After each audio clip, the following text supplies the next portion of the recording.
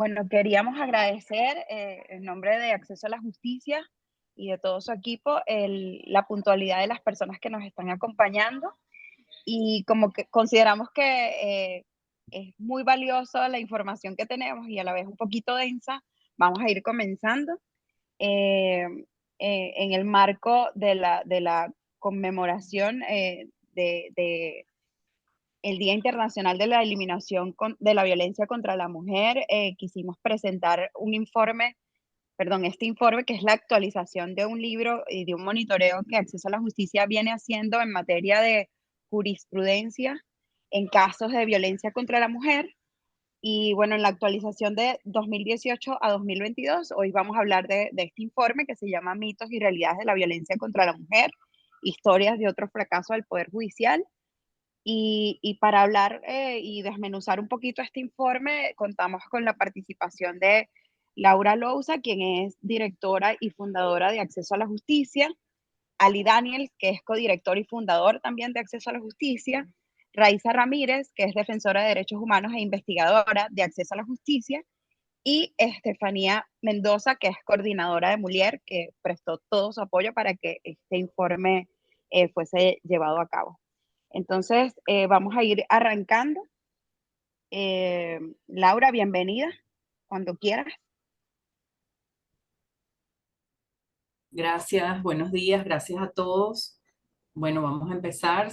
Tenemos mucha gente inscrita, no tanta aquí todavía, pero igual vamos a empezar, ¿verdad, Misle? Para que podamos avanzar. Sobre todo que a medida que pasa el rato se va a poner interesante cuando conozcamos ya los casos más concretos. Yo voy a hablarles de estadísticas muy generales, eso sí. Y básicamente, como dijo Misle, esto es la actualización que estamos haciendo este informe de 2021, donde le hacemos seguimiento al Tribunal Supremo en las salas constitucional y penal sobre sus sentencias en materia de género. Y allí tratamos de ver qué criterios tienen, en particular violencia contra la mujer, obviamente, en este caso, que es lo que estamos además celebrando en estos días. Y bueno, lo que queremos es que se visibiliza la situación de lo que ocurre. Vemos que en la página web del Tribunal Supremo a veces hay mucha propaganda también, eventos, etcétera, pero lo que queremos saber es si se hace justicia o no. Evidentemente, al no existir cifras oficiales, es muy difícil aclarar eso. Eh, Tenemos, sin embargo, gracias al trabajo de las ONG y los medios también, que también apoyan con todo esto en el sentido de difundir esta información, y es un trabajo muy importante, pues vemos que la situación no es buena. Vemos que en Venezuela hay una carencia de acceso a la justicia generalizada y en eso consiste nuestra emergencia humanitaria compleja, y en eso, y evidentemente eso afecta mucho más a las mujeres, porque al final las mujeres pues son madres normalmente, son esposas, y toda la situación país que tenemos, muchos hombres presos, mucha gente desgraciadamente dedicada a situaciones o actividades que son delictivas por la misma situación país, o mucha gente también, muchos hombres jóvenes que mueren, y todo eso lleva a que las mujeres, evidentemente, como madres, hijas, esposas, pues llevan un peso enorme. Y normalmente la mujer es la encargada del hogar, lo que le hace todavía, tiene todavía más responsabilidad entonces, porque además no solo tiene que trabajar normalmente y, como dicen, ganarse el pan, sino también ocuparse de la casa y de la familia. Entonces eso hace que evidentemente en una situación precaria de país donde los derechos humanos no están garantizados de manera generalizada, donde no hay donde reclamar, o si vas a reclamar no te tratan como es debido y no entienden realmente tu problemática, porque además ni siquiera hay la conciencia de la importancia de la mujer y de lo que significa ser mujer, y además no hay una capacitación al respecto, y más bien ya la cultura humana, vamos a decir, naturalmente es machista. Y bueno, en Venezuela, y en un país donde no hay institucionalidad y no se forma la gente en este sentido, pues evidentemente, y menos aún a los operadores de justicia, etcétera, pues evidentemente la situación es muy grave. Entonces, bueno, voy a compartir mi presentación, ya la voy a poner en, ok, y bueno, básicamente aquí les presento cuáles eran esos informes que hicimos, el primero, luego hicimos un libro digital con el apoyo del Centro de Justicia y Paz, CEPAZ, que tuvo dos ediciones donde fuimos completando información porque también salió la ley, la reforma de la ley del derecho a la mujer de una, yo siempre me confundo, soy muy, pero no con esa ley, yo soy así, que es muy largo y yo me enredo con los trabalenguas y soy así, los nombres se me olvidan y me disculpo, pero bueno, la ley de violencia contra la mujer, que no es correcto el nombre, pero es entre los aspectos que estamos analizando, y luego tenemos una actualización de ahorita. Yo les puse todos los links, estas presentaciones, esta presentación se les puede mandar de manera que ya los tengan a mano. Ya tenemos en la página el informe, está en español e inglés y así lo pueden ver. Aquí lo que vamos a hacer básicamente es un análisis cuantitativo de las sentencias hoy que yo les voy a presentar, pero lo que hicimos en el estudio fue un análisis cuantitativo y cualitativo. Y mis colegas, Ali Daniels, Raiza y Estefanía, que nos acompaña hoy, Estefanía Mendoza, ella es directora y coordinadora de Mulier, y ella nos apoyó con este informe en particular, nos dio sus aportes, su visión, su conocimiento, y eso es muy importante para nosotros. Nosotros tratamos, como Acceso a la Justicia, invitar a otras ONG que son expertas y dedicadas al tema de mujeres, porque evidentemente, pues nosotros sabemos de justicia, pero estos temas son de verdad fundamentales y tienen una especialidad y un lenguaje que no es menor y queremos por eso ser acompañados por gente que de verdad esté metida completamente en este asunto, además por la importancia que le queremos dar. Y entonces tenemos este análisis y yo les voy a contar un poquito del tema cuantitativo. Básicamente, tenemos que, si vemos la situación entre 2018 y 2022, que analizamos todas las sentencias, vemos que la Sala de Casación Penal emitió menos sentencias en general, no en materia de género, de violencia contra la mujer, perdón, sino en general que la constitucional, lo que tiene, bueno, puede tener sentido. La verdad que eso no es el objeto de este análisis. Lo importante ahí es que al final vemos que las sentencias o decisiones sobre violencia contra la mujer en la sala penal son superiores a la sala constitucional.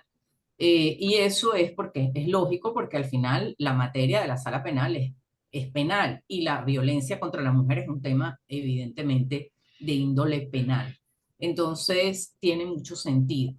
Luego, si vemos las estadísticas de los casos, vemos que en total, en 5 años, ambas salas produjeron 5.276 sentencias, de las cuales 306 se refieren a la violencia contra la mujer. Esto representa un 5,8%. Evidentemente es difícil decir es mucho, es poco, siendo que no tenemos cifras generales, pero hemos visto que va creciendo, desgraciadamente, la violencia contra la mujer en el país y pareciera que no llega en muchos casos justamente al Tribunal Supremo, ¿no? Y no nos extraña porque cuando van a ver los criterios y la situación, más toda la situación país, evidentemente económica, la dificultad de ir a un juicio, los tiempos que duran los juicios y cómo deciden los tribunales de instancia, pero también el Tribunal Supremo, pues no nos extraña que esto sea así, porque la verdad es que conseguir justicia es realmente complicado, ¿no? Eh, Aquí, bueno, y esto lo digo porque justamente la mayoría de las sentencias se centran en aspectos procesales y formales, y no en aspectos sustantivos, y eso realmente es muy preocupante. Hay una tendencia generalizada en el Tribunal Supremo, no solo en esta materia, sino en las demás que las hemos estado analizando, a eso. Pura formalidad, se inadmiten recursos por cuestiones totalmente formales y no de fondo, y hay muy poco de fondo y muy pocos criterios también jurisprudenciales, vamos a decir, interesantes o novedosos. Entonces, evidentemente, pues, ¿quién quiere buscar justicia en esas condiciones? Si nos vamos a algunos, déjenme ver un momento que sí, estamos bien, ok.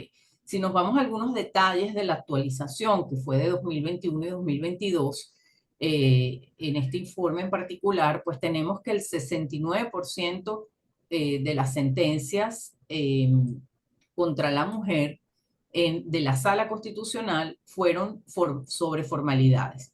Eso evidentemente hace que es muchísimo, o sea, solo en 30% de los casos se fueron a situaciones más sustantivas. Y en el mismo periodo, en la sala penal, se emitieron el 61% de sentencias de esta naturaleza. De hecho, si vemos qué pasó en total, realmente, cuando te pones a ver si hay algo relevante, incluso en el 30% restante o 31% de la sala constitucional o en el 39% de la sala penal, vemos que en realidad solo 19 sentencias abordan aspectos relevantes y sustanciales, pero siempre sin innovaciones jurisprudenciales. Entonces, el contenido y la sustancia es poca y eso evidentemente al final lleva a que la gente no siente que realmente consigue justicia. Además, los procesos son larguísimos. En cuanto al perfil de las víctimas, son 38% vemos que en la sala constitucional fueron mujeres adultas, 48% sobre niñas y adolescentes, 14% no se sabe. Eso realmente también es una falla que no se identifique claramente la víctima o las víctimas, y luego el 38% en el caso de la sala penal tenemos el 57% sobre mujeres adultas, el 38% sobre niñas o adolescentes, eh, y el 4% no se identifica tampoco, no se sabe. Y en 2021 el 3% fue sobre mujeres y niñas o adolescentes al mismo tiempo. Otro tema interesante es cuáles son los delitos de los que tratan estas sentencias. La mayoría son por abuso sexual, pero también hay femicidio y hay acoso con violencia psicológica, además de otros, aunque no todos los que prevé la ley, y ahí haría falta pues conocer el criterio jurisprudencial del Tribunal Supremo, pero realmente pues esa es la situación que tenemos. Entonces, aquí podemos ver algún panorama un poquito más general de lo que pasó en 2021 y 2022 en ambas salas. En un minuto. Ok. Y mira atrás porque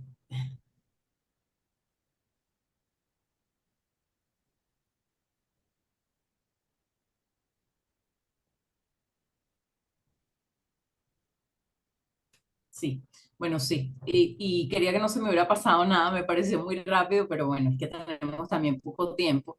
Y el otro tema importante es que vemos muchos conflictos de competencias en el Tribunal Supremo, entre los tribunales. Pareciera que no quieren saber del caso, no sabe a quién le toca, como que se lo pasan de uno a otro. Y el otro problema que vemos es que el Tribunal Supremo se aboca muchas veces a conocer de los casos de instancia, así como aplica también lo que llaman la radicación. Entonces, al final, se aboca de una manera o de otra a conocer de esos casos lo que debería ser excepcional, y en cambio vemos que monto, el número es altísimo, y por ejemplo en 2021 el 50% de las sentencias en violencia contra la mujer fueron o producto de un abocamiento o una radicación, y el 25% en 2022. Entonces, es un número, un porcentaje altísimo, y vemos ahí que pareciera que no hay confianza en lo que hacen los tribunales. Esa puede ser una causa, puede ser también un tema, bueno, también podría ser un tema de corrupción, se lleva para arriba para que se conozca, o simplemente para que efectivamente se logre justicia. Las mismas partes tratan de motorizar eso. No lo sabemos realmente qué es lo que pasa detrás, pero sí sabemos que esto muestra que algo está mal en los tribunales de instancia. Sin embargo, como van a explicar mis colegas, no les llaman la atención realmente cuando lo hacen mal dentro de las sentencias, entonces, o no se toman medidas, entonces las cosas tampoco cambian, ¿no? Y eso no está bien. Y por otro lado, al haber muchos casos de conflicto de competencia, los casos nunca terminan, es decir, después el tribunal tal debe conocer del caso y decidir, porque lo que hace el Tribunal Supremo es simplemente decidir cuál es el tribunal competente, y al final del día los procesos se hacen larguísimos. Y vemos que en 2021, en la Sala de Casación Penal, el 10% de los casos se debía a conflictos de competencia y en 2022 el 19%, lo que es altísimo. Entonces, vemos que en el Tribunal Supremo se dirimen asuntos que son muy de forma y muy de tipo procesal, pero que al final no llevan a una justicia en una situación como esta, que realmente lo que se requiere es rapidez y urgencia, ¿no? Entonces, eso evidentemente no está bien. Bueno, básicamente esto es de mi lado bastante corto y sencillo para que puedan seguir mis colegas y contarle ya en concreto qué dicen esas sentencias y qué es lo que vimos ahí. Muchas gracias. Bueno, adelante. Muchísimas gracias, Laura. Le toca la participación a Ali. Como dije antes, Ali es abogado y defensor de derechos humanos. Bienvenido, Ali.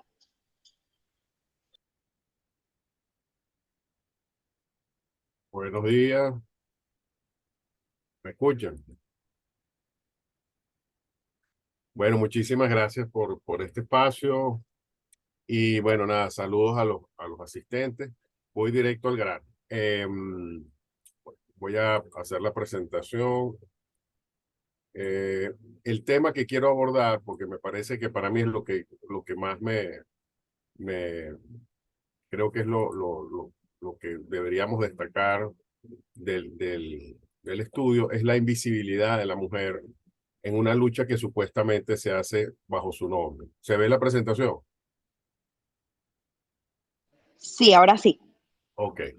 Entonces, esta es, digamos, para mí el hallazgo, que no es ningún hallazgo, porque ya lo hemos visto en el informe previo, donde los jueces y los fiscales, cuando tratan temas vinculados a la violencia contra la mujer, tratan el asunto como que si se tratara de un objeto y no de un sujeto. Es decir, las sentencias en la mayoría de los casos hablan de la víctima como que si fuera un, un bien mueble. Y lo digo con mucho dolor. Esto no es algo particularmente triste en la medida en que la invisibilidad de la víctima es algo que no solamente ya se está viendo, sino que vemos que se recrudece. Y al efecto vamos a dar algunos casos, ¿no? Eh, Quisiéramos además señalar que en el estudio verán en la parte estadística algo que a mí me llamó mucho la atención y que no tiene nada que ver con lo que voy a hablar, pero que habla de lo que es la justicia en Venezuela. Si ven el análisis estadístico del estudio, se encontrarán que hay varias decisiones donde ni siquiera se sabe cuál es el delito que se está siendo juzgado. Y cuando uno en la universidad le decían que una sentencia se basaba debía bastarse por sí misma, y ve que en decisiones del Tribunal Supremo ni siquiera se sabe cuál es el delito que está siendo juzgado, habla de la terrible calidad de la justicia venezolana, donde ni siquiera el delito es mencionado. Entonces lo digo porque eso es una pizca, una muestra muy representativa de lo que es la justicia venezolana, donde los jueces ni siquiera se molestan en decir qué es lo que los lleva a dictar una decisión, como es el caso del delito, ¿no? Por no hablar de otro tipo de omisiones, donde ni siquiera también se menciona a la víctima. Yendo ya al punto que queríamos trocar en el día de hoy, porque son 6 casos, pero en realidad son muchos más. En el estudio encontrarán otros casos donde este punto que yo estoy mencionando lo van a encontrar, pero consideré que estos eran los que más destacaban. Entonces, tenemos el caso número 1. Una adolescente de 15 años denuncia que su padre le propinó una golpiza con la hebilla de la correa por haberse preparado el desayuno para ella sola y no para sus hermanos varones a sus hermanos varones de 19 años. A lo que se agregaron gritos con epítetos descalificativos. Entonces, cito lo que está en la sentencia, que era una egoísta, una vaga, que nunca hacía nada en la casa. De repente comenzó a nombrar a mi familia, a mi mamá, diciendo que había aprendido de ella, que mi mamá era una puta, que nos había abandonado y que ella estaba haciendo lo que le daba la gana por él. Estos son palabras textuales de la sentencia. ¿Cuál fue la imputación de esto? Donde a una niña se la golpea y se la maltrata porque no le sirvió el desayuno a sus hermanos mayores, además, varones. Trato cruel. Es decir, no hay ninguna vinculación con la ley orgánica sobre el derecho de las mujeres a una vida libre de violencia. Además, hay que decir que esta tipificación de la ley orgánica de la protección de niños, niñas y adolescentes implica un delito que tiene una pena menor al que debería haberse aplicado en la ley especial sobre la violencia contra la mujer. Entonces, aquí, una de las cosas que más suena, además de la invisibilidad evidente de la niña, pareciera que la niña no tenía razones para quejarse, pareciera que en la sentencia lo que se desprende es que hubo un exceso del padre, pero aquí uno se da cuenta cuando no hay interés de conocer la verdad. Y la verdad es que aquí se debió preguntar, por ejemplo, si además de cocinarle a sus hermanos, ¿qué otras cosas debía hacer en su rol de mujer sometida a sus hermanos? Esta niña, hacía en la casa. ¿Qué se le exigía? Por ejemplo, si esta niña, a diferencia de sus hermanos, si iba o no a la escuela, o si le podía dedicar el mismo tiempo que a sus hermanos para ir a la escuela. Si además de eso, si cumplía otros roles de sumisión en ese núcleo familiar que le impedían, por ejemplo, su desarrollo escolar. Entonces, todas estas preguntas quedan en el vacío porque ningún tribunal aquí cuestionó esta imputación, ni se preocupó de que se hicieran análisis psicosociales que permitieran establecer cuál era la verdadera situación de esta persona. Cuando hablamos de transversalidad, hay gente que considera que esto es un concepto complejo. Esto es transversalidad. Es decir, aquí empezamos por un problema de que no le hizo el desayuno a los hermanos, pero no sabemos cuántas cosas hay detrás de todas esas implicaciones.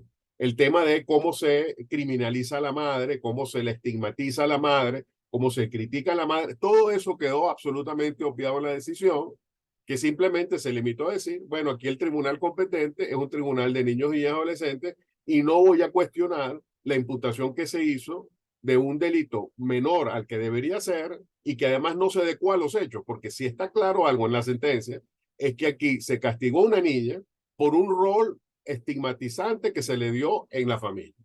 Y aquí eso, aunque está claro de las propias palabras de la víctima, eh, obviamente fue considerado sin importancia y no se estimó las palabras de la propia denunciante diciendo es que a mí me han castigado por no hacerle el desayuno a mis hermanos, ¿no? Es decir, aquí el estereotipo de mujer, de lo que debe ser una mujer en este núcleo familiar, de cómo se considera que deben ser los roles que deben tenerse, fue completamente obviado y al final se dijo, no, aquí el tribunal competente es un tribunal de niños, niñas y adolescentes. Entonces, cuando hablamos de que no hay capacitación en los tribunales, no estamos hablando solo de los tribunales de instancia. Esta es una decisión de la sala penal que obvió completamente temas básicos que en materia de transversalidad deben ser considerados. Debió ordenarse que se hiciera un estudio real y verdadero de lo que ocurría en ese núcleo familiar y cómo esa niña seguramente no estaba vinculada a este acto de violencia, sino que tiene todo un camino de violencia en su familia que lamentablemente aquí fue completamente olvidado. Otro caso de invisibilización es este que yo voy a leer simplemente qué fue lo que ocurrió, porque creo que la descripción es bastante, ¿cómo se llama? Dice mucho más de lo que yo podría explicar. Recibimos a una ciudadana que se identificó como Danieles en compañía de su hermana Roxibel, las mismas indicándonos que aproximadamente a las 7 horas de la noche del día 6 de abril del presente año se encontraba, disculpen si no leo bien, pero es que me tapa aquí se encontraba en la casa de su madre, nos indicó que ella estaba sentada en el mueble de la casa de su madre, realizando una tarea de estudio y su hermana estaba jugando en la sala con unas muñecas. Cuando ella observa que su padrastro, nombre Héctor, sale del cuarto de ella desnudo, masturbándose y se le encima, eyaculándola en su cuerpo a la altura de su seno, seguidamente nos indica que ella lo empujó y lo sacó de la casa diciéndole que se fuera y él empezó a agredirla verbalmente, amenazándola de muerte. Seguidamente nos expresó que cuando pasó eso no se encontraba su madre en la casa porque estaba trabajando. Entonces, como ven, aquí no hay una acción delictiva denunciada, hay varias, porque además del abuso sexual sin penetración que se está describiendo aquí, hubo una amenaza de muerte.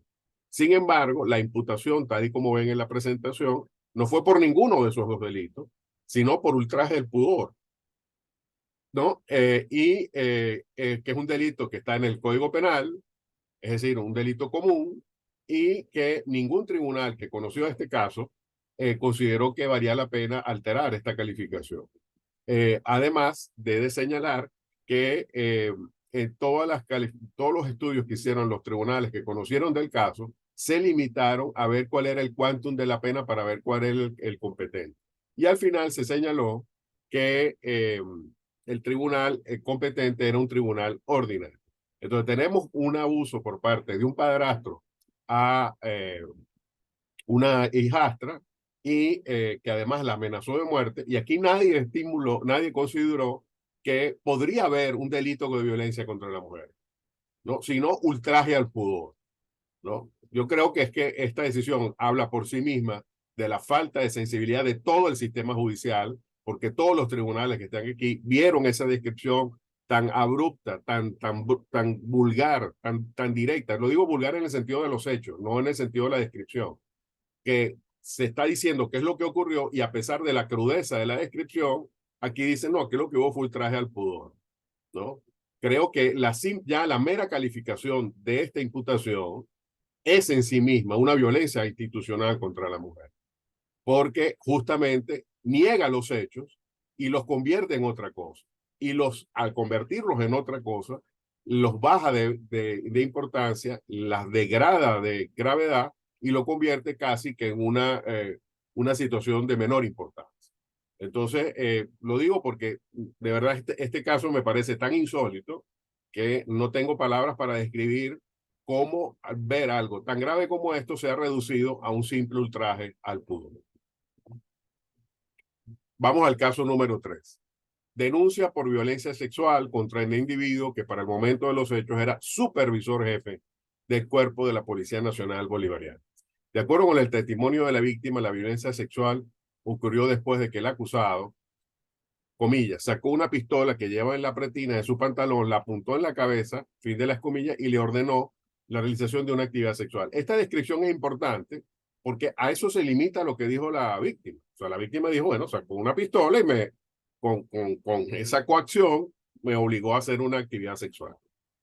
Bueno, ¿cuál fue la imputación? Violencia sexual, que en este caso sí estamos de acuerdo, e uso indebido de arma de fuego orgánico. Pero aquí ocurrió algo. La jueza de control, fuera de sus competencias, desestimó esta imputación, la del uso indebido de arma de fuego orgánica, y para hacerlo, vean lo que alegó, ¿no? Señaló que no se evidenció, repito, vean lo que dijo la víctima, sacó una pistola y me apuntó con la cabeza, no dijo más, no dijo me golpeó, no dijo me empujó, no dijo nada de eso. Pero vean lo que dice la jueza. No se evidenció hallazgos de violencia en el cuerpo de la víctima, tales como equimosis, arañazos situados en la cara. Me llama la atención eso de que tenga que ser en la cara, en las muñecas, en los brazos o en la cara. Lo vuelvo a decir. Alrededor de la boca, de la nariz. Si hoy el acusado la golpeó en la cabeza con el arma de fuego. La pregunta es cuándo la víctima dijo que la golpeó con un arma de fuego. Se pudo constatar, eso está en una cita aparte de la decisión, se pudo constatar que la víctima se encontraba en perfectas condiciones y que no tenía golpes ni hematomas ni ningún signo de violencia. Entonces, mayor invisibilización de la víctima no hay en este caso, cuando la víctima dice una cosa y el juez dice otra completamente diferente que no dijo la víctima. Y todo esto para desestimar una imputación que además era algo que no le correspondía al juez de control y que es lo que hace en una sentencia estrictamente formalista la sala penal que dice, bueno, no, es que esto no le tocaba, desechar este cargo no le correspondía al tribunal y él se excedió, pero sobre el prejuicio que hizo la jueza de decir algo que la víctima no dijo, la sala no dice absolutamente nada, que para mí es mucho más grave que por lo cual después se anula la decisión, que es el exceso de las competencias del juez de control. Pero el hecho de que un juez le digan, es que yo digo A, y el juez dice, no, es que tú dijiste B, y porque como dijiste B, yo desestimo un cargo, me parece mucho más grave, porque ya no me importa lo que digo la víctima, es literalmente lo que ocurrió en este caso. A la jueza, en este caso era una juez mujer, no le importó lo que hubiese dicho la víctima y ella dijo que la víctima dijo unas cosas completamente diferentes. Entonces vemos cómo Incluso cuando la víctima dice algo expreso, claro, diáfano, los jueces lamentablemente después tergiversan esta situación y lo convierten en algo diferente, siempre para perjudicar a la víctima, nunca para beneficiarla. Entonces, en este caso se anuló la decisión y se repuso el caso para que volviese al tribunal, a otro tribunal de control. Luego aquí tenemos uno que lo vinculo a las estadísticas. Este caso explica una de las estadísticas que se ven en el estudio inicial. En el estudio inicial, que es la parte numérica, se habla de que en la sala penal en los últimos 2 años, objeto del estudio 21 y 22, entre un 25 y un 30% de los casos son abocamientos. Es decir, solicitudes que hacen jueces, que hacen abogados o fiscales, de que sea la sala penal la que conozca el caso. Y que obviamente se le quite el caso a un tribunal de instancia para que sea la sala la que lo continúe. Entonces, claro, esto es un poco raro porque uno diría, bueno, pero ¿por qué quiero acortar tanto el procedimiento? Porque obviamente si la sala va a decidirlo, eso va a ser la última instancia, ¿no? Cosa que siempre nos ha parecido que evidencia que el abocamiento es una institución contraria a los derechos humanos en la medida en que viola el principio de doble instancia, ¿no? Cuando se convierte en una sola. Pero además de eso, este caso lo explica. Y es que los abogados dicen, mira, para estar 15, 20 años en un juicio, si me vas a matar, mátame de una vez. O sea, literalmente eso es lo que piensan los abogados cuando piden el abocamiento. O sea, no es un tema de que voy a obtener justicia, es un tema de que yo no quiero que mi representado esté 20 años o 15 años en un juicio y que estemos aquí de manera indefinida con el sufrimiento que todo esto aparece. Y esto es el ejemplo de él. Entonces, yo entiendo aquí por qué la abogada pidió que se abocara a la causa, porque dice, bueno, mira, esto ya es un sufrimiento de 12 años, vamos a dejarlo así, decidan ustedes, pero ya está bueno. Bueno, voy a leer los hechos porque lo que dice la abogada en su recurso es también muy, muy gráfico, ¿no? Es un caso donde la víctima denunció violencia psicológica, acoso o hostigamiento y amenaza por parte de quien fuera su cónyuge. En tal sentido, cito, desde que la víctima interpuso denuncia, ojo, en el año 2010, y ese caso sigue vivo al día de hoy, 2010, en contra de su excónyuge, Vito Daniel Sutera Cavalcante, durante 12 largos años de duración del presente proceso, que ahora son más, se han celebrado en 5 oportunidades, juicios orales y públicos. 5. Es decir, en 5 oportunidades el Estado venezolano ha activado la maquinaria judicial, y esto de maquinaria judicial creo que es una descripción bastante clara de que es algo que no es un sistema, es otra cosa, para que hubiera justicia, resultando que el acusado Vito Daniel Sutera Cavalcante, titular del cédula tal, resultó condenado en 3 ocasiones, destacando que en las 2 restantes ocasiones el juicio oral y público fue interrumpido ya casi finalizándose, ello por maniobras inescrupulosas de la defensa y el acusado. Entonces yo voy a explicar un poco más esto, ¿no? Resulta que en la última de las 5 veces en que se enjuició a esta persona fue condenada, finalmente fue condenada, ¿no? Y cuando ya se encontraba, no se interpuso apelación y el caso entonces se remitió a un tribunal de ejecución. Y aquí viene el surrealismo puro, que es parte de la práctica del derecho en Venezuela. Bueno, un tribunal de ejecución, y los que son abogados seguro aquí pelarán los ojos, porque esto es una cosa absolutamente loca, no tengo otra palabra con qué describirlo, admitió un recurso de apelación. ¿Cómo es que un tribunal de ejecución, o sea, en nombre de qué, bajo qué norma, un tribunal de ejecución que debe limitarse a lo que su palabra lo dice, ejecutar una sentencia, va a admitir un recurso de apelación? Pero eso no es lo peor. Lo peor es lo que viene después, que viene la Corte de Apelaciones y dice, se crea, en este caso faltó el acento, creó un auto de reingreso que valga usted saber de dónde lo inventaron, porque es un invento, ¿no? Y anuló una decisión que había a su vez anulado la apelación y convocó una audiencia, que pongo entre comillas, porque no sé qué clase de audiencia puede ser esta audiencia, de una apelación que ni siquiera debió haber sido admitida. Entonces, ante este desastre, que un tribunal de ejecución admite algo que nunca debió admitir, que la Corte de Apelaciones le dio curso a algo que nunca debió darle curso, el ministerio, la abogada dice, bueno, mira, señores de la Sala de Casación Penal, conozcan ustedes el caso y terminen esto, porque ya yo, aquí, ¿qué más puedo hacer después de 5 juicios y 12 años de padecimiento? Bueno, ¿cuál fue la decisión de la Sala? Inadmisible. O sea, estamos hablando de cosas terribles y aquí la Sala dice, no, es inadmisible porque tú no probaste, no me mandaste las copias de lo que hubiese probado que habías agotado todas las instancias antes de solicitar el abocamiento. Cuando este mismo tribunal tranquilamente pudo haber oficiado al tribunal que estaba conocido y pedirle más información si ese fuera el caso. De modo que había una solución de la propia sala para saber, digamos, subsanar los supuestos errores en que pudo haber incurrido la abogada cuando solicitó el abocamiento. Y quisiera destacar algo que dice la abogada cuando habla del Ministerio Público, que brilló por su ausencia como garante del debido proceso. Y este es el otro elemento de este caso que yo quisiera destacar. Esto es un caso de muchos que hemos visto que están en el informe, donde es la víctima la que tiene el peso del juicio. Es la víctima la que tiene que durar 12 años de lucha y batalla, pagando abogados, viajando, trasladándose, yendo a audiencias que se realizan o no, a ver decisiones como estas que hemos visto aquí, y es la víctima la que tiene que encargarse de eso porque el Ministerio Público, como dice ella misma, brilla por su ausencia.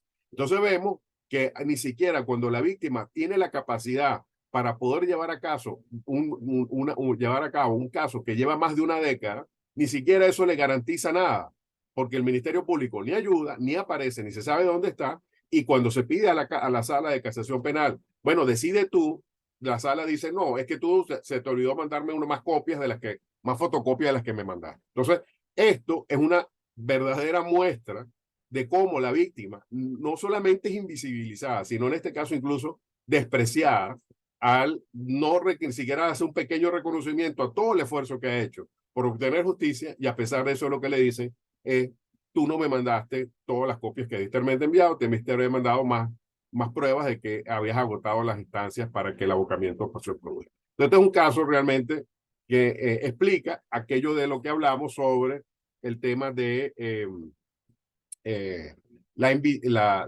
por qué hay tantos recursos de abocamiento, ¿no? El caso número 5 es una ciudadana, dice, es un caso donde una ciudadana y sus nietos en el año 2016 fueron amenazados de muerte telefónicamente para que desistiera de unos juicios contra un ciudadano.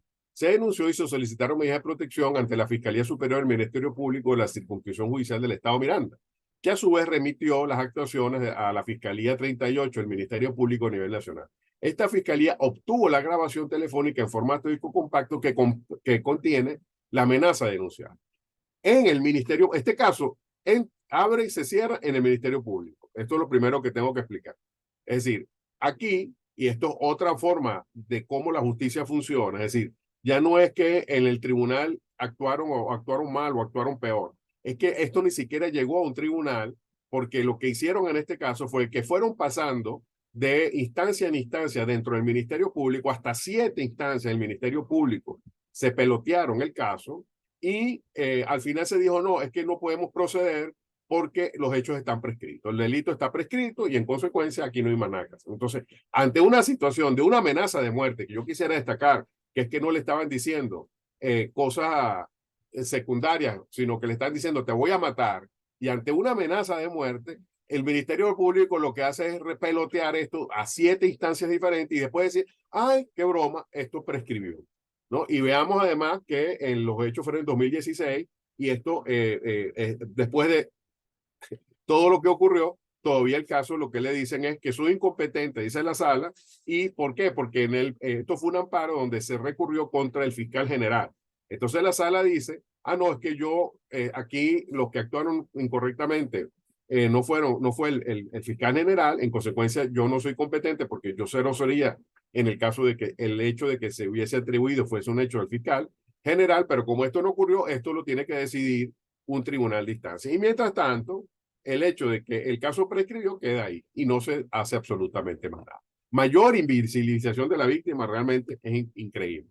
Luego tenemos el último caso, que es con el que cierro, que es un caso que me duele mucho, un caso de mi tierra, un caso del Estado Bolívar, donde esto es un caso que trascendió mucho en los medios porque uno de los involucrados era de una empresa que funcionaba en el estado, que funciona, no sé si ya, creo que después se nacionalizó o algo así, pero el tema es que uno de los imputados era una persona que se había, por mediante actividades ilícitas, había logrado la custodia de 2 niñas y se las había llevado a su país de origen, que en este caso es Chile.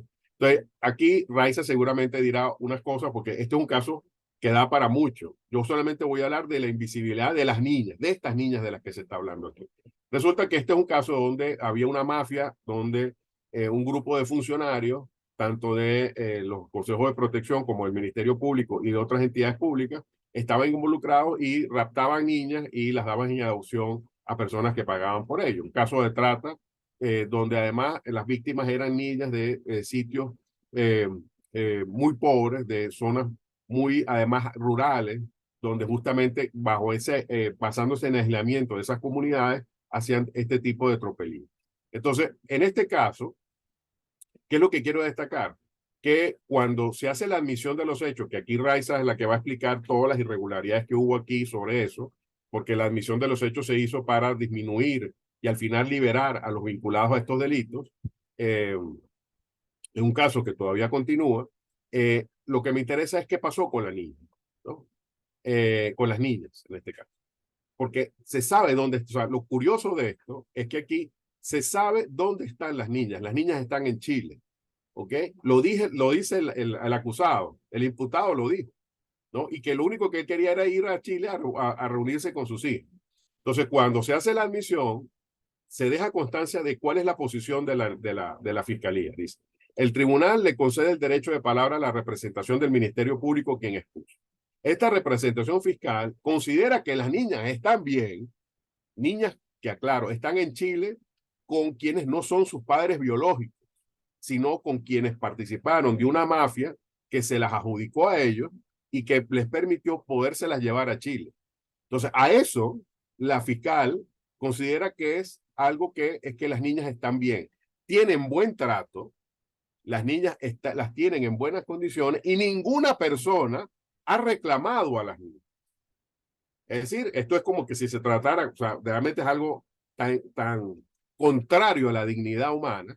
Es decir, bueno, es que es como si yo hablara de una maleta, ¿no? Es que están esas maletas y nadie las reclama, entonces yo se la doy a otra persona. O sea, realmente es algo que no tengo palabras para describir la gravedad de lo que ocurrió. Que la fiscalía dice, no, es que están bien. Ahora la pregunta es, ¿y se hicieron estudios psicosociales allá en Chile que se hicieran después valer aquí en el expediente, que dijera que esto que dice la fiscal es verdad o estos son simples dichos de la fiscalía para no cumplir con su obligación? En la sentencia nada se dice. En la sentencia lo que se dice, y aquí pongo lo que dice el imputado, es decir, el que tiene a las niñas ahora en su poder, porque luego de esta decisión salió en libertad y se devolvió a su país, dice, necesito encontrarme con mis hijas en Chile. Es decir, el propio imputado dice, yo tengo las niñas. Y a pesar de eso, vean lo que dice la sala de casación penal. Toda vez que estaba en conocimiento en la fiscalía de la sustracción de las niñas de su país de origen y en consecuencia debió ordenar todas las diligencias de investigación para hacer constar la comisión de ese hecho punible. Y además dice, de igual forma, esta inactividad se vio reflejada cuando la fiscal en cuestión no hizo los trámites necesarios para la ubicación de los padres biológicos y tampoco impulsó los mecanismos consagrados en la legislación para la restitución. Entonces, ¿qué es lo que pasó aquí? Mira, que eran niñas pobres. Eso es todo. A esto se reduce este caso. Como son niñas pobres, de familias pobres, que no pueden estar pendientes de un juicio que dure 9, 10 años y de si la fiscalía o no hace lo que tiene que hacer, pues obviamente estos padres que se saben en una situación de indefensión no fueron debidamente representados y dijeron, bueno, entre unos padres pobres de una aldea rural en el estado de Bolívar a unas personas con poder adquisitivo en Chile, pues por supuesto las niñas están mejor allá y yo entonces no voy a cumplir con la ley, sino que simplemente digo lo que dije, que es que las niñas están bien tratadas. Entonces, como ven, o sea, aquí no solamente hay una invisibilización de las niñas, que pareciera que a nadie les importa, sino de las propias familias de las niñas que también son víctimas y que aquí, aparentemente por el hecho de ser pobres, fueron considerados peor familia que los padres que terminando, digo padres entre comillas, que son las que las tienen ahora en Chile. Entonces, esta es la realidad de un poder judicial que, aunque aquí se dijo que se iba a remitir el expediente a la fiscalía para que se actuara contra el extrafiscal, la pregunta, ¿y qué pasó con los jueces? ¿Por qué aquí en esta sentencia no se habla de la responsabilidad de los jueces que admitieron esta situación? Entonces vemos que al final, aunque se quiera de señalar, poner el dedo en uno de los elementos del sistema, el verdadero responsable es todo el sistema. Por eso pongo ahí lo que digo abajo. Al final, lo que decidió la sala, en este caso, es irrelevante. Es absolutamente irrelevante. Porque lo que decidió no tiene nada que ver con que las niñas sean recuperadas y enviadas a su familia de origen, a sus padres biológicos, sino que se trató de otros temas. Entonces, una sentencia donde lo importante no es devolver a unas hijas, a sus padres biológicos, porque son pobres, es, y que no, nada de eso se diga en la sentencia, hace que esta sentencia sea absolutamente irrelevante. Entonces, como ven, con esto termino, estas son decisiones que invisibilizan a la mujer y que hacen ver cómo el sistema de justicia le sigue fallando y que no se ve que en el futuro inmediato eso tristemente vaya a cambiar. Gracias.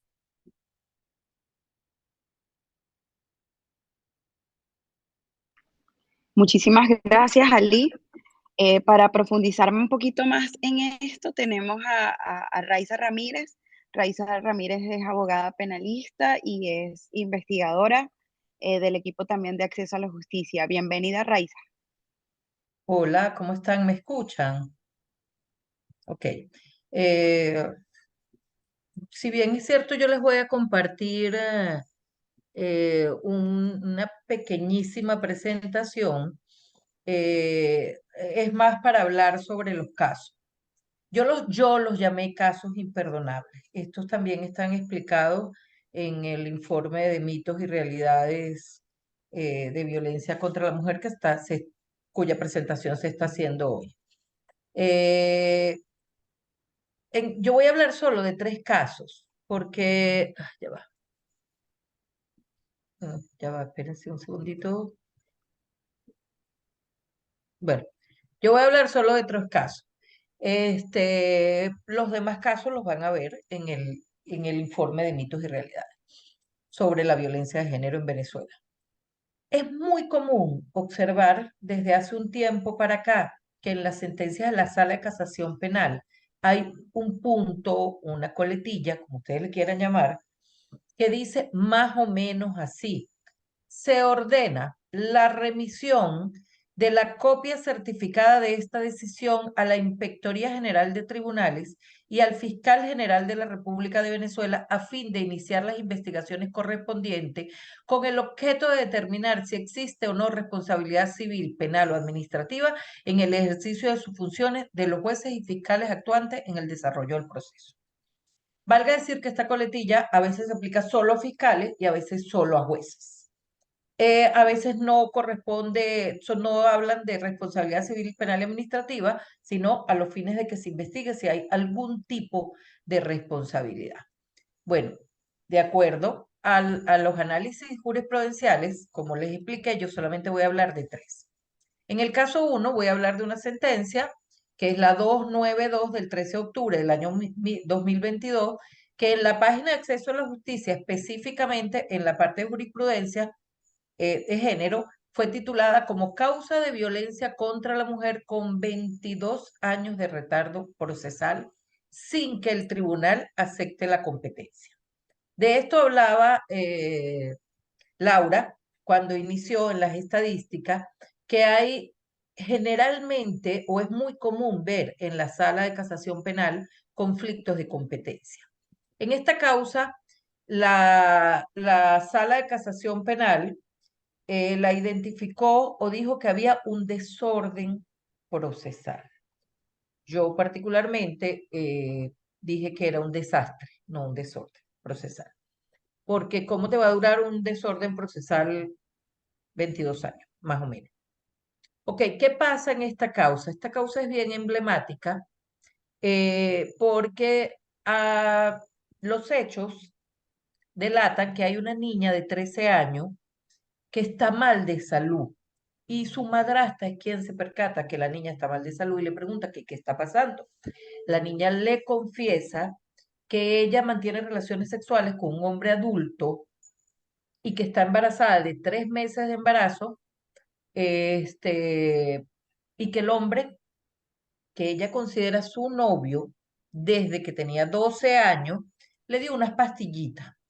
Por supuesto, la madrastra alarmada se la lleva al hospital y el médico le confirma que efectivamente está embarazada y que tiene un aborto, y por lo que es necesario practicarle un curetaje. Como todos sabemos, pues la limpieza de la materia que está en el útero para poder hacerle el aborto y que no haya complicaciones y la niña pueda morir. Esto lo denuncia la madrastra y el papá de la niña por ante el Ministerio Público, y el Ministerio Público le solicita una orden de captura al agresor perfectamente identificado en la causa, porque entiéndese que aun cuando había consentimiento por parte de la niña, tenía 12 años de edad para el momento de los hechos, y evidentemente una niña de los 12 años de edad, y sobre eso hay jurisprudencia, pues no tiene un discernimiento absoluto o es manipulable, puede ser manipulable totalmente en relación a lo del consentimiento o no de los actos sexuales.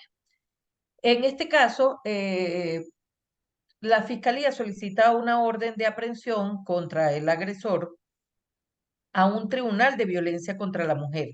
Y el Tribunal de Violencia contra la Mujer decide que no es competente y remite la causa a un tribunal ordinario. Este tribunal ordinario eh, dicta la orden de aprehensión y se suspende la causa porque no es aprehendido el hombre. El hombre es aprehendido en el año 2022, que es el año en que la causa llega al Tribunal Supremo de Justicia. Es aprehendido y es presentado por ante el tribunal ordinario que dictó la orden de aprehensión y le dice al fiscal, pero voy a declinar competencia porque el competente es un tribunal de violencia contra la mujer. Y remite la causa al Tribunal de Violencia contra la Mujer. El Tribunal de Violencia contra la Mujer nuevamente dice en el año 2022, yo no soy competente. Y remite la causa al tribunal ordinario, quien declara un conflicto de competencia y la remite a la Corte de Apelaciones. A la Corte de Apelaciones no le corresponde conocer sobre los conflictos de competencia entre tribunales. Tiene que enviarlo al Tribunal Supremo de Justicia, a la Sala de Casación Penal, quien es que va a decidir si el tribunal qué tribunal es competente o no es competente. Bueno, en este caso, la Corte de Apelaciones decide y dice que la competente es el Tribunal de Violencia de Género y vuelve a remitirlo al Tribunal de Violencia de Género. El peloteo del que les hablaba el doctor Ali. El Tribunal de Violencia de Género, esta vez, además de volver a decir que no es competente, le dice a la Corte, usted no tenía por qué decidir, y remite la causa a la Sala de Casación Penal. La Sala de Casación Penal, en una sentencia meramente formalista, después de 22 años, decide que el tribunal competente es el Tribunal de Violencia contra la Mujer. Ajá. ¿Cuál es el punto en esta sentencia? Ya va, déjenme un segundo. Que regaña a los jueces de primera instancia, tanto al Tribunal de Violencia contra la Mujer como al Tribunal de Ordinario, como a los jueces de la Corte de Apelaciones, y les hace un llamado de atención para que no vuelvan a ocurrir este tipo de situaciones, y remite la causa al tribunal competente, que es un tribunal de violencia contra la mujer, después de 22 años, una causa que se está iniciando porque acaba de ser aprendido el sujeto. A todas estas, ¿en qué parte de la sentencia ustedes escucharon hablar de la víctima? Solo cuando yo les narré los hechos, que era para aquel entonces una niña de 13 años, quien tenía relaciones sexuales con un sujeto adulto desde que tenía 12 años de edad. Nunca más se vuelve a mencionar la víctima. Y es una causa que probablemente, si en el año 2022 se realizó la audiencia de presentación y el Tribunal Supremo de Justicia decidió que el tribunal competente era el Tribunal con competencia en violencia contra la mujer, es muy probable que salga absuelto porque después de 22 años es muy difícil que puedan recabar las pruebas. Posiblemente exista en el hospital el informe médico, posiblemente, o esté en el Ministerio Público, pero en materia penal las audiencias son orales y públicos, se llega a hacerse en juicio y tendrían que ir los médicos a declarar, saber si la víctima todavía está o no está. En este tipo de casos, llamaron la atención de los jueces para que no volvieran a ocurrir este tipo de casos. Eso fue todo lo que pasó luego de 22 años, una causa que está comenzando cuando los delitos imputados fueron, evidentemente,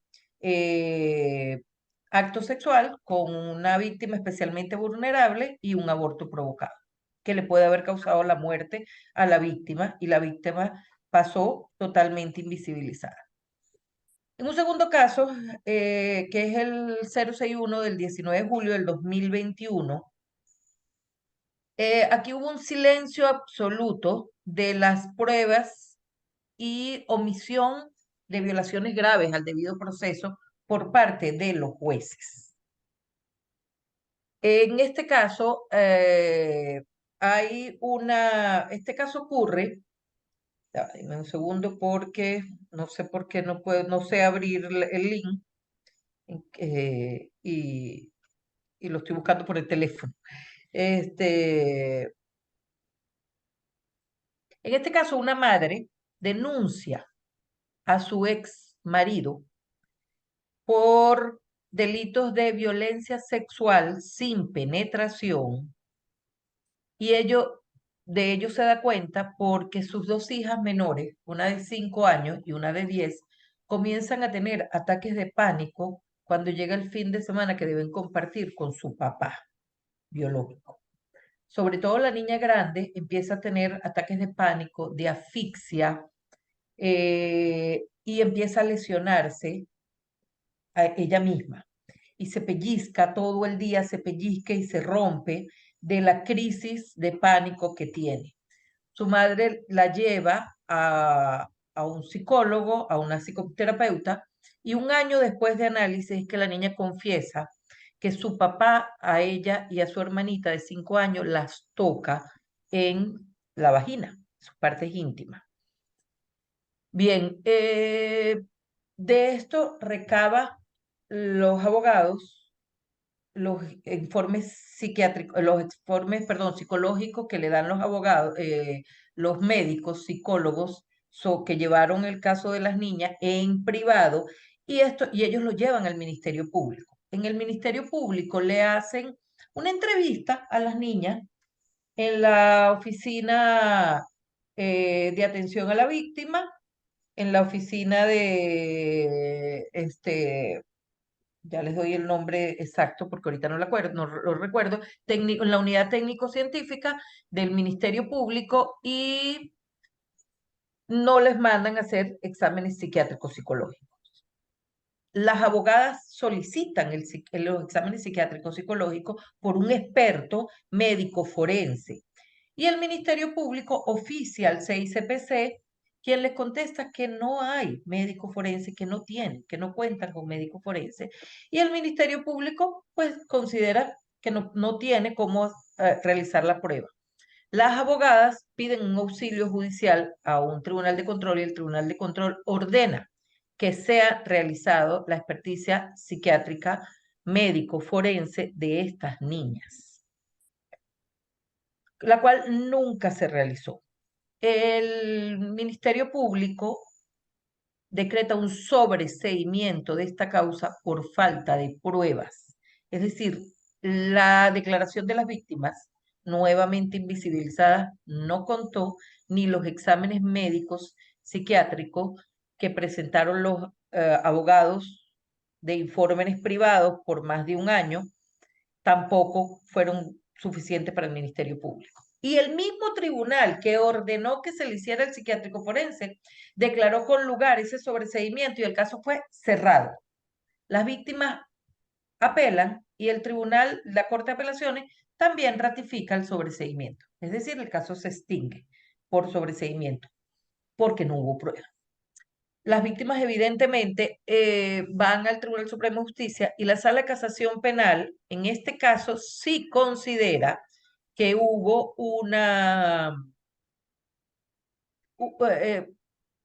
hubo errores procesales, procedimentales graves, por cuanto había una orden judicial que no se cumplió. Y no puede ser que el juez de control que dictó esa orden judicial no la haya hecho cumplir y que los jueces de la Corte de Apelaciones ni siquiera se hayan dado cuenta que existía esa orden judicial. Por tanto, repone a que un tribunal diferente al que conoció ordene realizar el examen médico psiquiátrico. Y se reabre el caso, por supuesto, anula la decisión de sobreseimiento y hay que reabrir el caso y volver a la parte de investigación. En este caso, si dentro de la sentencia, aquí nos llama la atención perdón, aquí no llama la atención la Sala de Casación Penal, sino que dentro de la sentencia ordena que se remita al fiscal general de la República las actuaciones a los fines de que se determine si hay responsabilidad por parte del fiscal del Ministerio Público. Ajá. Y la responsabilidad de los jueces y la responsabilidad del juez que sí ordenó que se realizara la prueba y luego decide sin que su orden judicial haya sido acatada, perdón, y se cierre el caso. ¿Dónde está la responsabilidad de esos jueces? Valga decir que esta denuncia fue realizada en el año 2017 y para el año 2021, que fue cuando decidió la Sala de Casación Penal, se estaba ordenando que la causa se retrotrajera a la fase de investigación penal. Es decir, es muy probable que en este caso todavía la causa también esté abierta. Bueno, y el caso 3, que es el caso del que les habló, el último caso que les habló Ali. El caso de verdad es horrendo. En la página de acceso a la justicia se titula como jueces y fiscales permitieron admisión de hechos en una fase que no era legal, además de producirse cambio de calificación jurídico, evidentemente para favorecer a los imputados.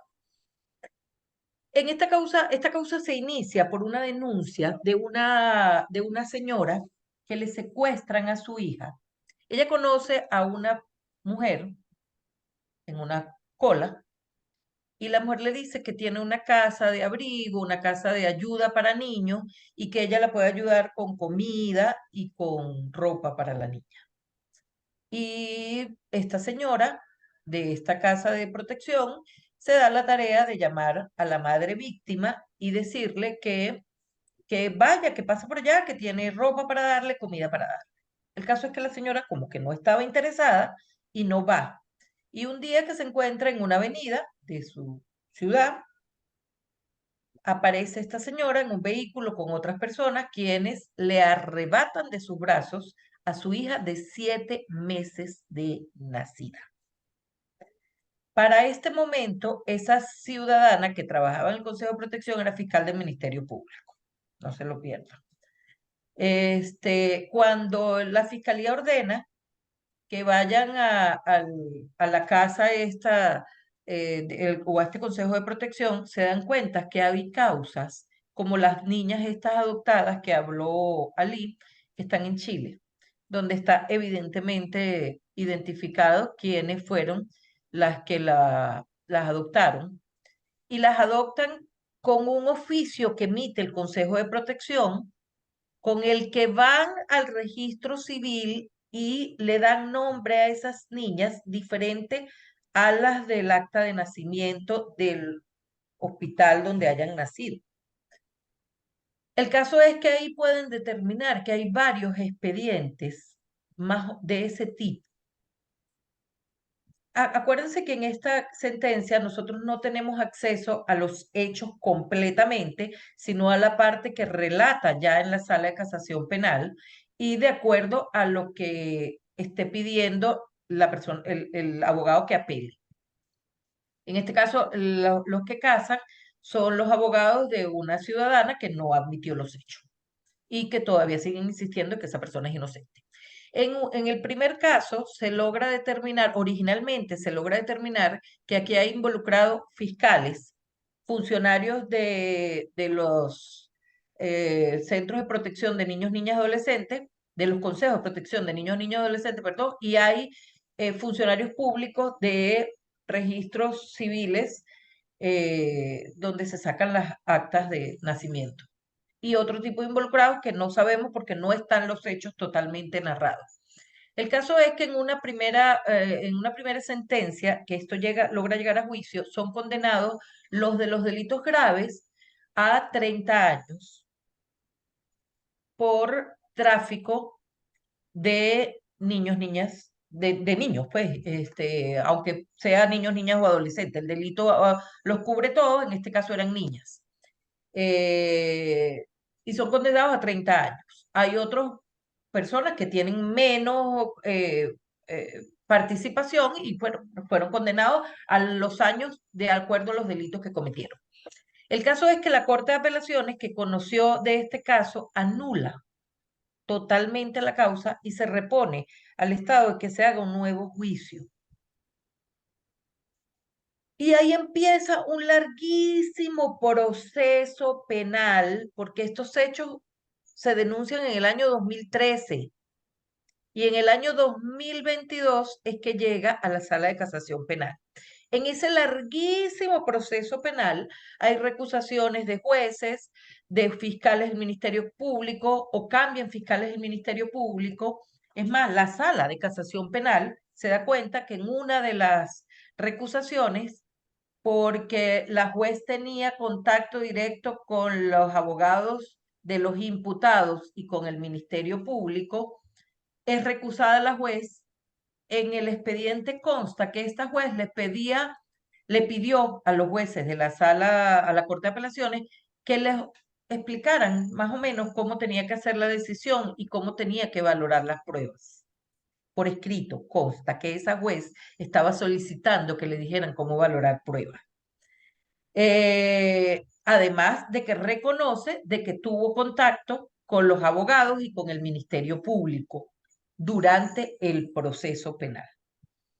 Después de múltiples recusaciones, inhibiciones, cambios de fiscales y cambios de jueces, se ocurre un juicio que es por el que se llega a la Sala de Casación Penal, y en este juicio el Ministerio Público, ya en fase de pruebas de juicio, hace un cambio de calificación jurídica y los imputados admiten los hechos. Valga decir, para quien esté aquí, no sea abogado penalista, que la admisión de ese hecho tiene dos momentos: o lo hace en la audiencia preliminar, donde se pueden dar una rebaja de la pena hasta las 3/4 partes en el caso de estos delitos graves, o lo haces en juicio antes de que se aperture a prueba. En este caso ya se habían evacuado parte de las pruebas cuando el Ministerio Público decide que se equivocó con los delitos imputados y que los delitos son otros, y cambia los calificativos de los delitos por delitos menos graves y admiten los hechos estos personajes y son condenados a 5 años. Después que hubo unas primeras condenas de 30 años, por supuesto, por delitos de menos 5 años, en Venezuela no necesariamente se paga cárcel en prisión. Se puede cumplir con la pena bajo régimen de presentaciones. Las víctimas apelan, los abogados de la víctima apelan y la Sala de Casación Penal se horroriza de todo lo que ocurre, lo que ha ocurrido en este caso, y en esta causa sí pone la coletilla que yo les mostré al principio, donde ordena que se remita la decisión a la Inspectoría General de Tribunales y al Fiscal General de la República para verificar qué acciones pudiera tomarse contra estas personas. Pero lo tragicómico, porque es que el caso es trágico, que hay en esta causa, es que aunque lo ordena como sentencia, aquí hay fiscales condenados por delitos contra la corrupción. O sea, evidentemente, por los expedientes que se recabaron, ellos estaban cobrando, los jueces también. Aquí hay tramas de corrupción, una trama de tráfico de niños, niñas o adolescentes. También considera la Sala de Casación Penal, en este caso, que es uno de los más graves que hemos revisado, todos son graves, los casos de violencia sexual son muy graves, los casos de violencia en términos generales son graves. Lo que nos pareció muy grave en este caso es que son niños y niñas de muy corta edad, de muy pocos meses, y como dice Ali, de casos de gente muy humilde. Se desnaturaliza el proceso penal por completo, no sirve los fines de la ley para hacer justicia, y un caso que comenzó en el año 2013, eh, la sala lo repone a que se haga nuevamente un juicio. Pero lo más grave es que aquí no se ha hecho nada por recuperar a los niños y niñas que fueron adoptados y que se encuentran en países extranjeros. Nunca durante todo este proceso durante el hecho del año 2013, la Fiscalía inició el procedimiento de recuperación de esos niños, y de lo que se ve de esta sentencia, al menos hay una denuncia que es la madre de la niñita de 7 meses que le fue arrebatada de los brazos. Tampoco logramos deducir de la sentencia si esa niña fue recuperada o no fue recuperada. Por lo que les expliqué, los hechos, nosotros no tenemos acceso al expediente primario, y aquí ya es un expediente que ha pasado por muchos juicios y recusaciones, y quien relata los hechos es, aunque son muy largos, se relatan los hechos, son de los errores procesales en que incurrieron los jueces y los fiscales. Como dijo Ali y como dijo Laura, cada uno en sus exposiciones, podemos ver que la mayoría de las sentencias se limitan a los errores procesales cometidos por los jueces y los fiscales. En algunos casos se ordena la investigación de estos jueces y fiscales, y en otros se les regaña y se les insta o se les llama la atención solamente para que no vuelvan a cometer este tipo de delitos. ¿A qué conclusión llegamos con esto? Que hay los casos se trabajan meramente, las causas se trabajan en los tribunales de forma meramente formalista. Falta un criterio absoluto basado en género desde la investigación penal. La investigación penal, valga decir, la ley orgánica del derecho a las mujeres a vivir una vida libre de violencia, establece un proceso de 4 meses. Y aquí estamos de investigación. Aquí estamos hablando de causas de 22 años, de al menos 2013 al 2023, 10 años. Y la otra del 2017 al 2023, unos 6 años aproximadamente, 7 años. O 6 años quizás para el momento en que esa causa llegó al Tribunal Supremo de Justicia. Es decir, estamos hablando de casos de violencia de género que no son enfocados desde una perspectiva de género. Y recordando, cuando Laura estuvo en la CEDAW, el Estado de Venezuela, que es el Comité contra toda forma de discriminación de violencia contra la mujer, el Estado que representando a Venezuela decía que aquí había tribunales de violencia en todos los estados, que todos los jueces estaban capacitados y todos los fiscales estaban capacitados. Y de las mismas sentencias de el alto tribunal, de la Sala de Casación Penal, podemos observar que la misma sala se dedica a sentencias meramente formalistas, donde se invisibiliza a las víctimas y se resuelven los casos de acuerdo a, no están mal resueltos, ojo, pero son meramente procedimentales. No se le da un enfoque de perspectiva de género a estos casos. ¿Ok? Es todo por mi parte.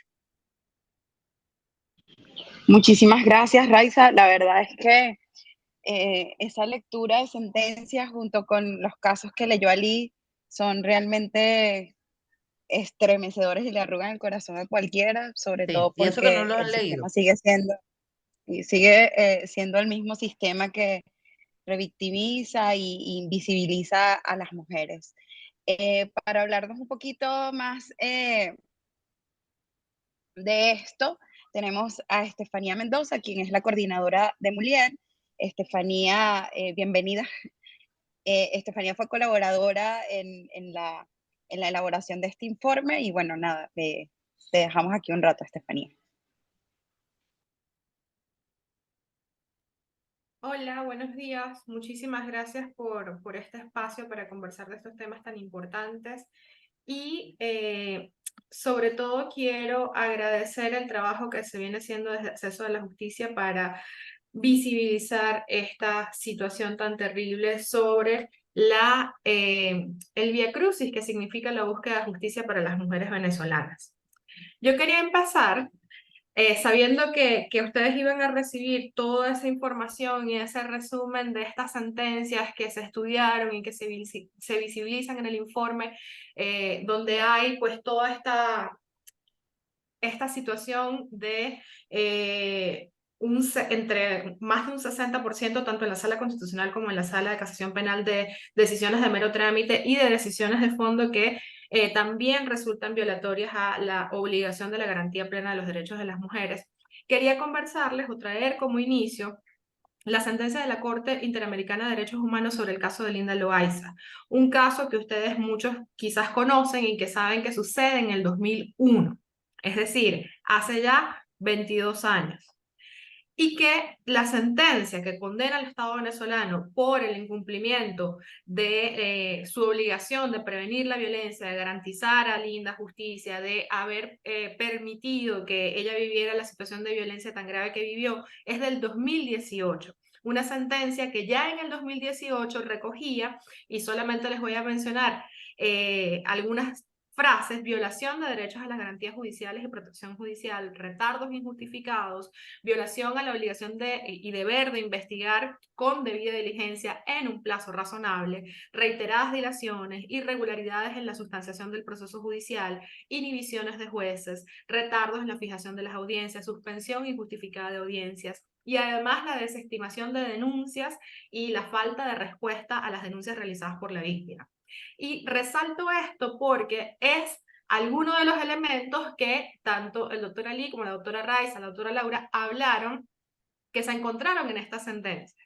Entonces estamos viendo una justicia que en todos estos años no ha mejorado de una forma sustancial y que sigue generando violaciones a los derechos de las mujeres y que impide que las mujeres efectivamente puedan tener una vida libre de violencia y que en los casos de experimentar violencia tengan justicia que permita de verdad no solo lo sanador y lo importante que es para la víctima que se realicen las detenciones necesarias, que se reconozca que vivió justicia, sino también que se envíe el mensaje a la sociedad de que la violencia de género es castigada y que no es aceptable en nuestra sociedad, porque precisamente esa es la intención de la ley y de todos estos procesos judiciales. Entonces, ¿qué tenemos ante esta situación? Pues tenemos una realidad en la que las mujeres están viviendo violencia y no están consiguiendo la respuesta adecuada a sus situaciones. Nosotras, en Mulier, yo soy coordinadora general de Mulier, que es una organización que trabaja específicamente sobre la promoción y defensa de los derechos de las mujeres y niñas. Tenemos un servicio de atención psicológica para mujeres y adolescentes que experimentan violencia de género. Durante el año pasado y hasta mediados de este año, quisimos hacer un reporte, el segundo reporte, sobre algunos datos que nos da la posibilidad, esta atención que les damos a las mujeres nos da la posibilidad de levantar y documentar algunas situaciones. Y nosotras atendimos en este periodo de un año a 124 personas que nos contactaron por esta línea. De estas, alrededor de 53 eran del estado Zulia y Falcón, donde trabajamos, y pudimos hacerle a 25 de ellas unas entrevistas estructuradas para conversar sobre temas específicos, entre esas los obstáculos en el acceso a la justicia. Y ellas nos conversaban de sus razones para no denunciar. Es importante destacar que de las víctimas que pudimos entrevistar, el 80% no había denunciado. Y nos daban entre las razones que tenían miedo. Miedo de presentarse ante autoridades que se mostraran hostiles, miedo de ser revictimizadas, miedo de que pudieras pasarle algo a ellas, a sus familias o incluso a los agresores. Y esto es un punto muy importante porque lo hemos visto en casos que han sido muy mediáticos. Personas y víctimas que saben que el sistema de justicia y el sistema carcelario venezolano es tan negativo, tan violento, tan violador de derechos humanos, que incluso cuando existe un vínculo con su agresor, tienen miedo de lo que pueda pasarle a esas personas si son detenidas en las cárceles venezolanas. Entonces, allí también hay un elemento que es importante tener en cuenta. También nos plantearon razones relacionadas a que sus agresores pudieran tomar represalias en su contra. Y este temor estaba fundado en que eran personas con contactos en el sistema de justicia. En 5 casos, las entrevistadas expresamente nos dijeron que no creían que pudieran obtener justicia. Entonces estamos hablando de elementos que hemos visto ilustrados en las sentencias que se han comentado en el día de hoy, y que eso envía un mensaje también a las víctimas. Y las mujeres que viven violencia tienen poca esperanza de conseguir justicia y por lo tanto en muchos casos se inhiben de realizar todo el proceso de denuncia porque hay otros elementos sociales que también influyen, y es que las mujeres creen que no les van a creer. Y esto es importantísimo porque además está ligado a movimientos sociales que se han dado en los últimos años, como el Me Too, como el Yo Te Creo Venezuela, donde las mujeres consiguieron en la expresión pública de lo que habían vivido en las redes sociales, en los medios de comunicación, decir que habían vivido violencia de algún tipo, era la única forma un poco de reparación y de expresar todo ese dolor y esa situación que se había vivido a lo largo de la vida y que no necesariamente se había canalizado a través del sistema de justicia. Y es importante también porque muchos de los comentarios que se reciben cuando las mujeres expresan que vivieron violencia es el cuestionamiento sobre por qué no denunciaron. Y un poco dejar de creerlos o desestimar sus experiencias y sus testimonios porque no realizaron una denuncia formal. Pero es importantísimo ver entonces, y por eso a mí me parece tan valioso este esfuerzo que está haciendo Acceso a la Justicia, demostrar lo que pasa con las mujeres que sí denuncian. El viacrucis, que significa tratar de obtener justicia en el país. Además, es importantísimo también señalar que llegar al Ministerio Público, a cualquier órgano de receptor de denuncias, también necesita un apoyo que las mujeres en muchísimos casos no tienen. Y esa falta de estructuras de soporte para hacer frente a la violencia no solo se manifiesta ya en el tribunal o ya en el Ministerio Público, sino en la posibilidad que tienen las mujeres de llegar al sitio donde deben denunciar, conocer dónde es que se hacen las denuncias, tener apoyo, por ejemplo, en labores de cuidados que les permitan que le cuiden a los hijos mientras ellas hacen una denuncia o enfrentan todas las diligencias y trámites que esto significa. Y tenemos también la situación de mujeres que nos dicen: yo no tengo económicamente ni para los pasajes para llegar. Y además, un elemento importantísimo es el contexto venezolano. Tuvimos, por ejemplo, durante la pandemia tribunales cerrados. Nosotros trabajamos en Maracaibo y los apagones golpearon muchísimo la posibilidad de del sistema de justicia de dar respuesta y de atender correctamente. Entonces, todas estas razones son plenamente conocidas por las mujeres y desincentivan absolutamente la denuncia de la violencia que están viviendo.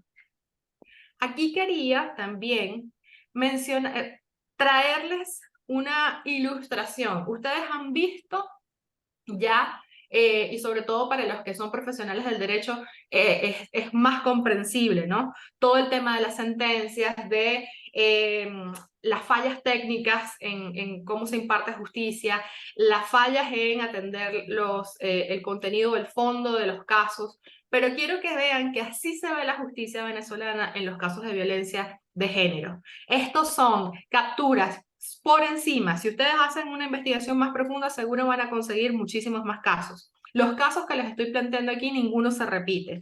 Todos son esfuerzos de familias, de organizaciones de derechos de las mujeres y organizaciones feministas para tratar de viralizar la falta de justicia en sus casos, la impunidad reinante en sus casos, para obtener así atención por parte del sistema de justicia y posiblemente, o sea, tener la esperanza de lograr que se aboquen a la respuesta de las solicitudes en los casos. Entonces vemos casos de violencia sexual, casos de femicidio, casos de incluso violencia vicaria, y esto es la realidad de las mujeres que viven violencia, de los familiares, de los sobrevivientes de estas mujeres que son víctimas de femicidio, de padres, madres, representantes de niñas o mujeres que han vivido violencia sexual.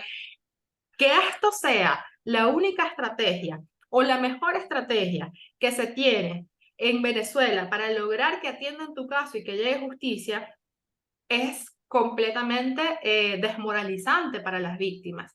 Y además es importante resaltar, si ustedes ven aquí, alguno de los usuarios es mamá de Adriana Urquiola, mamá de Ángel Aguirre. ¿Cómo recae en estas madres que han vivido ya un evento absolutamente traumático que trunca completamente tu proyecto o idea de vida, como es la pérdida de un ser querido por un evento violento como un femicidio? Que además tengan que asumir la tarea absolutamente revictimizante de visibilizar los casos de sus hijas e incluso a veces detalles necesarios para obtener atención de la justicia. Y esto es una falla terrible y es una violación absoluta a la obligación que tiene el Estado de garantizar el acceso a la justicia de las víctimas y sobre todo de generar un mensaje que permita la prevención de la violencia de género en Venezuela. Entonces, aquí, por ejemplo, que si Carola, una de las capturas que están allí, ella, a partir del femicidio de su mamá, cuando era solo una adolescente, y de la búsqueda de justicia por ya creo que una década, se organiza con otras mujeres en su situación para tener un comité de víctimas de femicidio con otras mujeres, tener grupos de apoyo, tratar de buscar pues que ese aprendizaje que se va acumulando en las gestiones, en los trámites, pues pueda servirle a otras que están en esa misma terrible situación. Y a partir de allí, ella también visibiliza en sus redes sociales lo que son las gestiones para conseguir justicia en estos casos. Y entonces la podemos ver desde que era una muchacha hasta ahora que es una mujer que estuvo embarazada y que igual hacía colas de 4 horas, esperas de 4 horas, para ver si había alguna información nueva sobre el caso de su mamá y tenía respuestas como que, ay, se perdió el expediente. Incluso embarazada ella. Esa es la realidad que viven las personas que denuncian o que buscan justicia en caso de la violencia de género. Entonces, esta es muestra de una falla terrible, de un Estado fallido que no está respondiendo a las necesidades de justicia. Y sabemos que esto es una situación generalizada, pero en el caso de la violencia de género es una situación especialmente terrible porque tiene una afectación diferenciada a las mujeres y las niñas, pero además envía un mensaje que incentiva la violencia, porque demuestra que no tiene castigo, que de alguna forma desestima la importancia de la garantía plena de los derechos de las mujeres cuando el mismo Estado no está haciendo lo suficiente para garantizar efectivamente esos derechos. Entonces, todo este mensaje socialmente tiene un peso y ese peso es seguramente lo que ha significado es más femicidios, y femicidios además que están contabilizados por organizaciones de la sociedad civil y no por el mismo Estado, que no tiene cifras oficiales en ninguno de los crímenes más violentos o de los delitos más violentos, expresiones terribles de la violencia machista, como los femicidios, la violencia sexual, la trata de personas. Sobre nada de esto el Estado venezolano tiene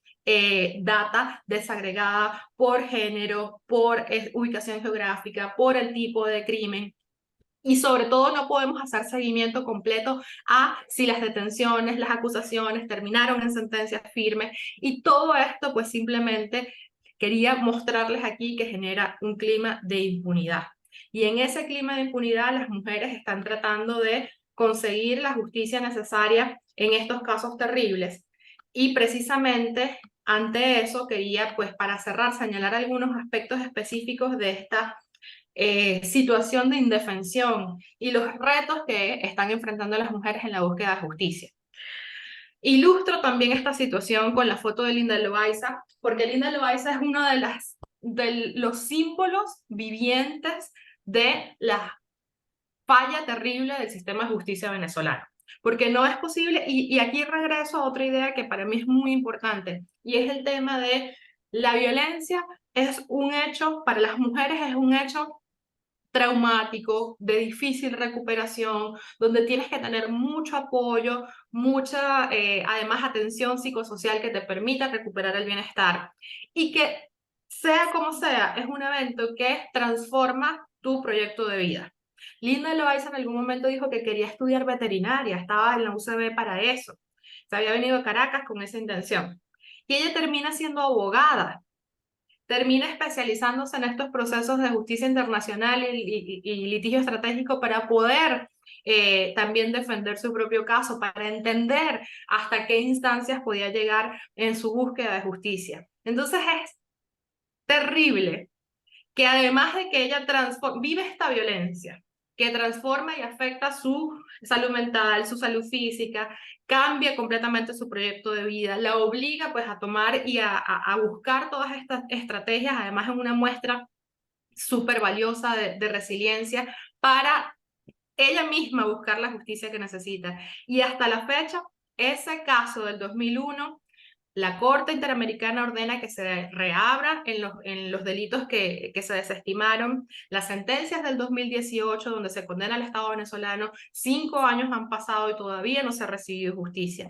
Linda Loaiza sigue siendo un símbolo de la falta de respeto del Estado a la violencia que viven las mujeres. Y esa situación podemos desagregarla.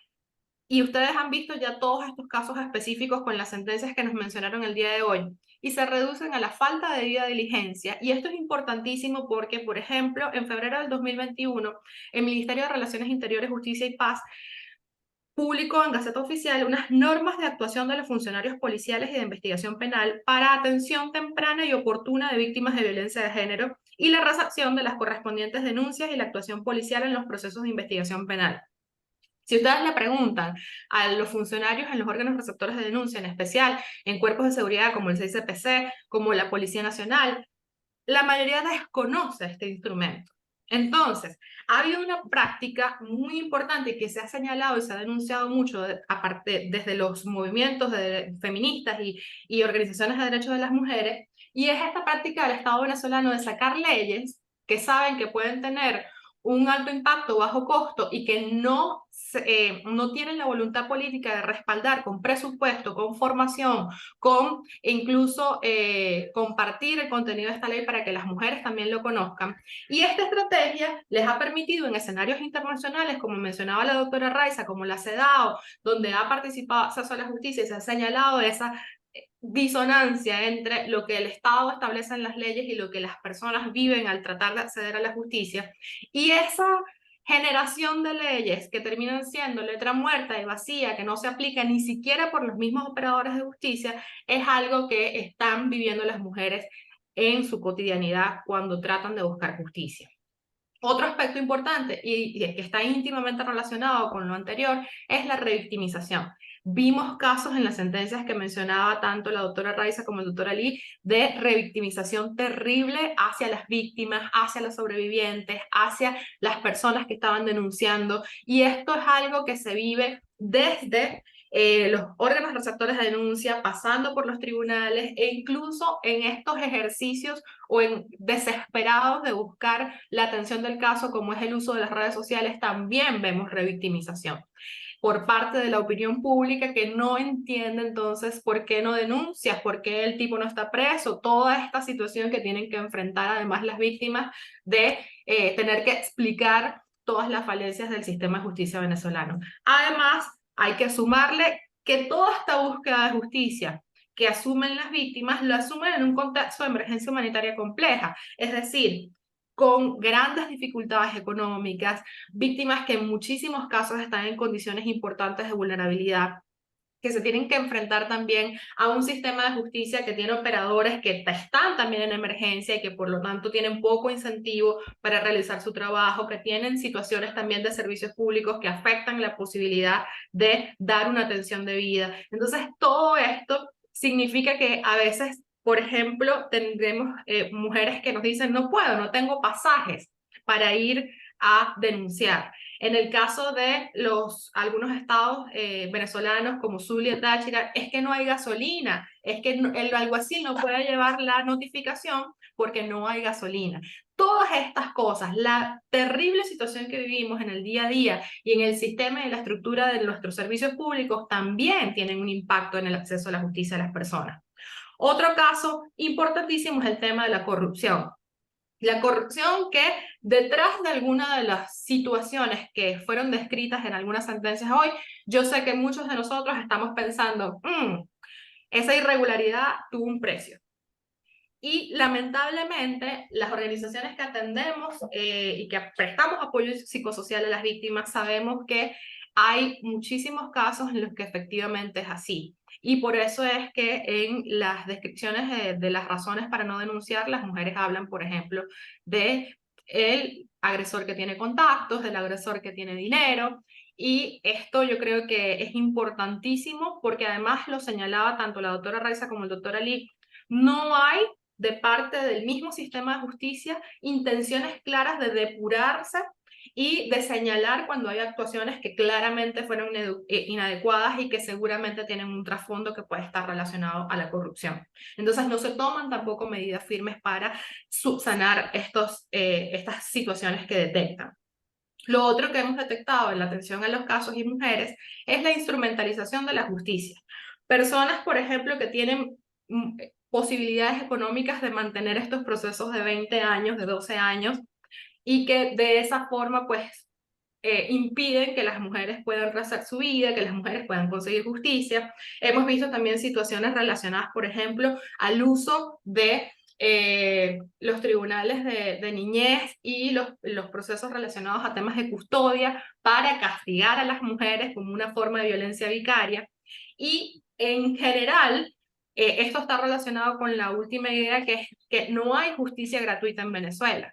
Hemos detectado casos donde las mujeres dicen, tengo que ir con un pendrive, con las hojas, tengo que llevar hojas blancas, tengo que ayudar al alguacil con el traslado, tengo que poner para la tinta, tengo que movilizarme, tengo que pagar abogados porque la asistencia es muy deficiente. Toda esta es la realidad que enfrentan las víctimas de violencia de género.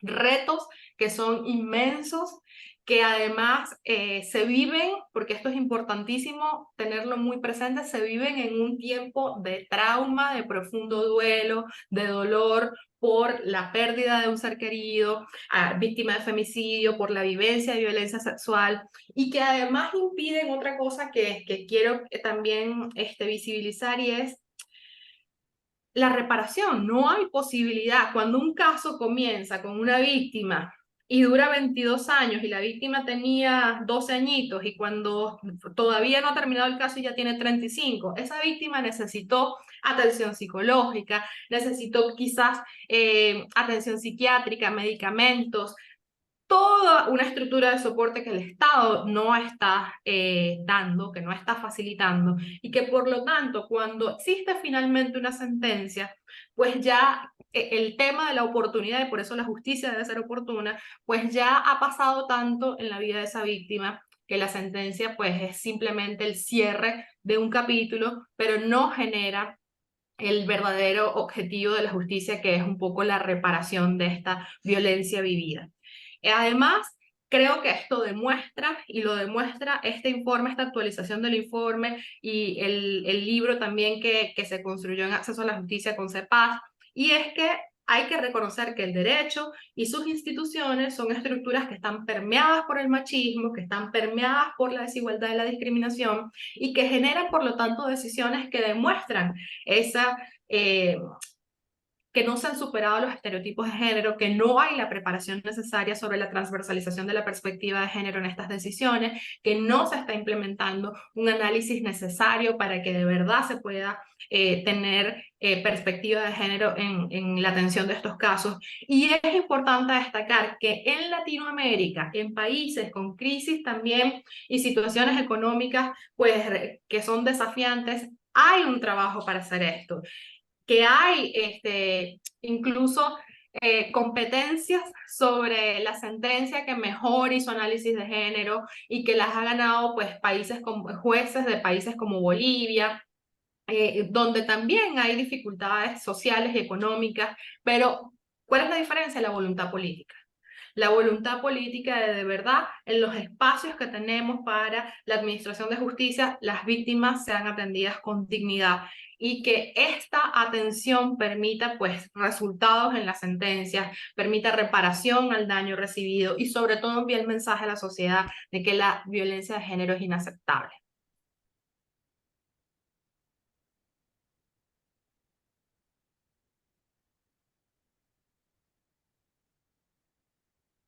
Misle, eso era lo que yo les iba a compartir el día de hoy. No sé si tienen algunas preguntas.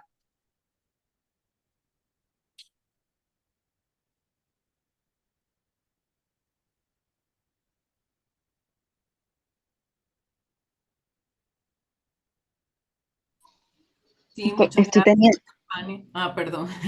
Como- no, es que estoy teniendo un poquito de problemas con mi internet, pero muchísimas gracias, Estefanía, por darnos toda esta perspectiva y sumarnos con tus comentarios y tus aportes, eh, eh, tu postura sobre el informe. Acá vamos a abrir un espacio a los comentarios y las preguntas. Por favor, las personas que deseen dejar alguno son libres de dejarlo a través del chat y los vamos leyendo. Yo los voy a ir leyendo y si alguno de los ponentes quiere como participar, pues lo vamos a ir resolviendo porque estoy viendo que son más comentarios que preguntas, ¿no? Por acá, el abogado José Misael Durán dice que siempre dice que la lucha de Don Quijote y el realismo mágico, Venezuela no es un país, es un planeta y en los circuitos y en algunos circuitos judiciales son galaxias. Vixali Lucena dice, nos saluda a todos desde Barquisimeto y desde la Red de Derechos Humanos de Lara saluda al doctor Ali Daniels y le envía saludos Nayibet López. Excelente la información y los ponentes. Es lamentable que el estado de indefensión en la que nos encontramos solo les interesa este régimen, aplican las leyes siempre a su conveniencia y no a beneficio de las víctimas. El, el mismo abogado José Durán dice, señores, vistas sus ponencias, investiguen también los efectos psicológicos a los operadores del sistema judicial, es decir, los abogados en libre ejercicio. Eh, por acá Luna Perdomo es periodista de Tal Cual y dice que tiene dos preguntas. ¿En qué porcentaje de casos el Ministerio Público actúa contrario a sus competencias constitucionales y legales? Y ella misma agrega, en muchos casos la violencia contra las mujeres termina siendo resuelto en los tribunales pidiendo al acusado hojas blancas, adornos de Navidad en esta época, diciendo que hicieron una labor social, aunque no es así. ¿Qué se debe hacer para cambiar esta realidad? Sigo diciendo porque aquí hay otras preguntas y luego ustedes responden, ¿sí? Esta persona, el abogado José Durán, dice que propone llevar estos estudios a los semilleros y futuros abogados. Y Angie González dice, ¿qué rol cumple el Ministerio del Poder Popular para la Mujer y la Igualdad de Género en los casos de violencia? ¿Tienen alguna intervención? Entonces, quien quiera dar respuesta a estos comentarios y preguntas, abre el micrófono y participa.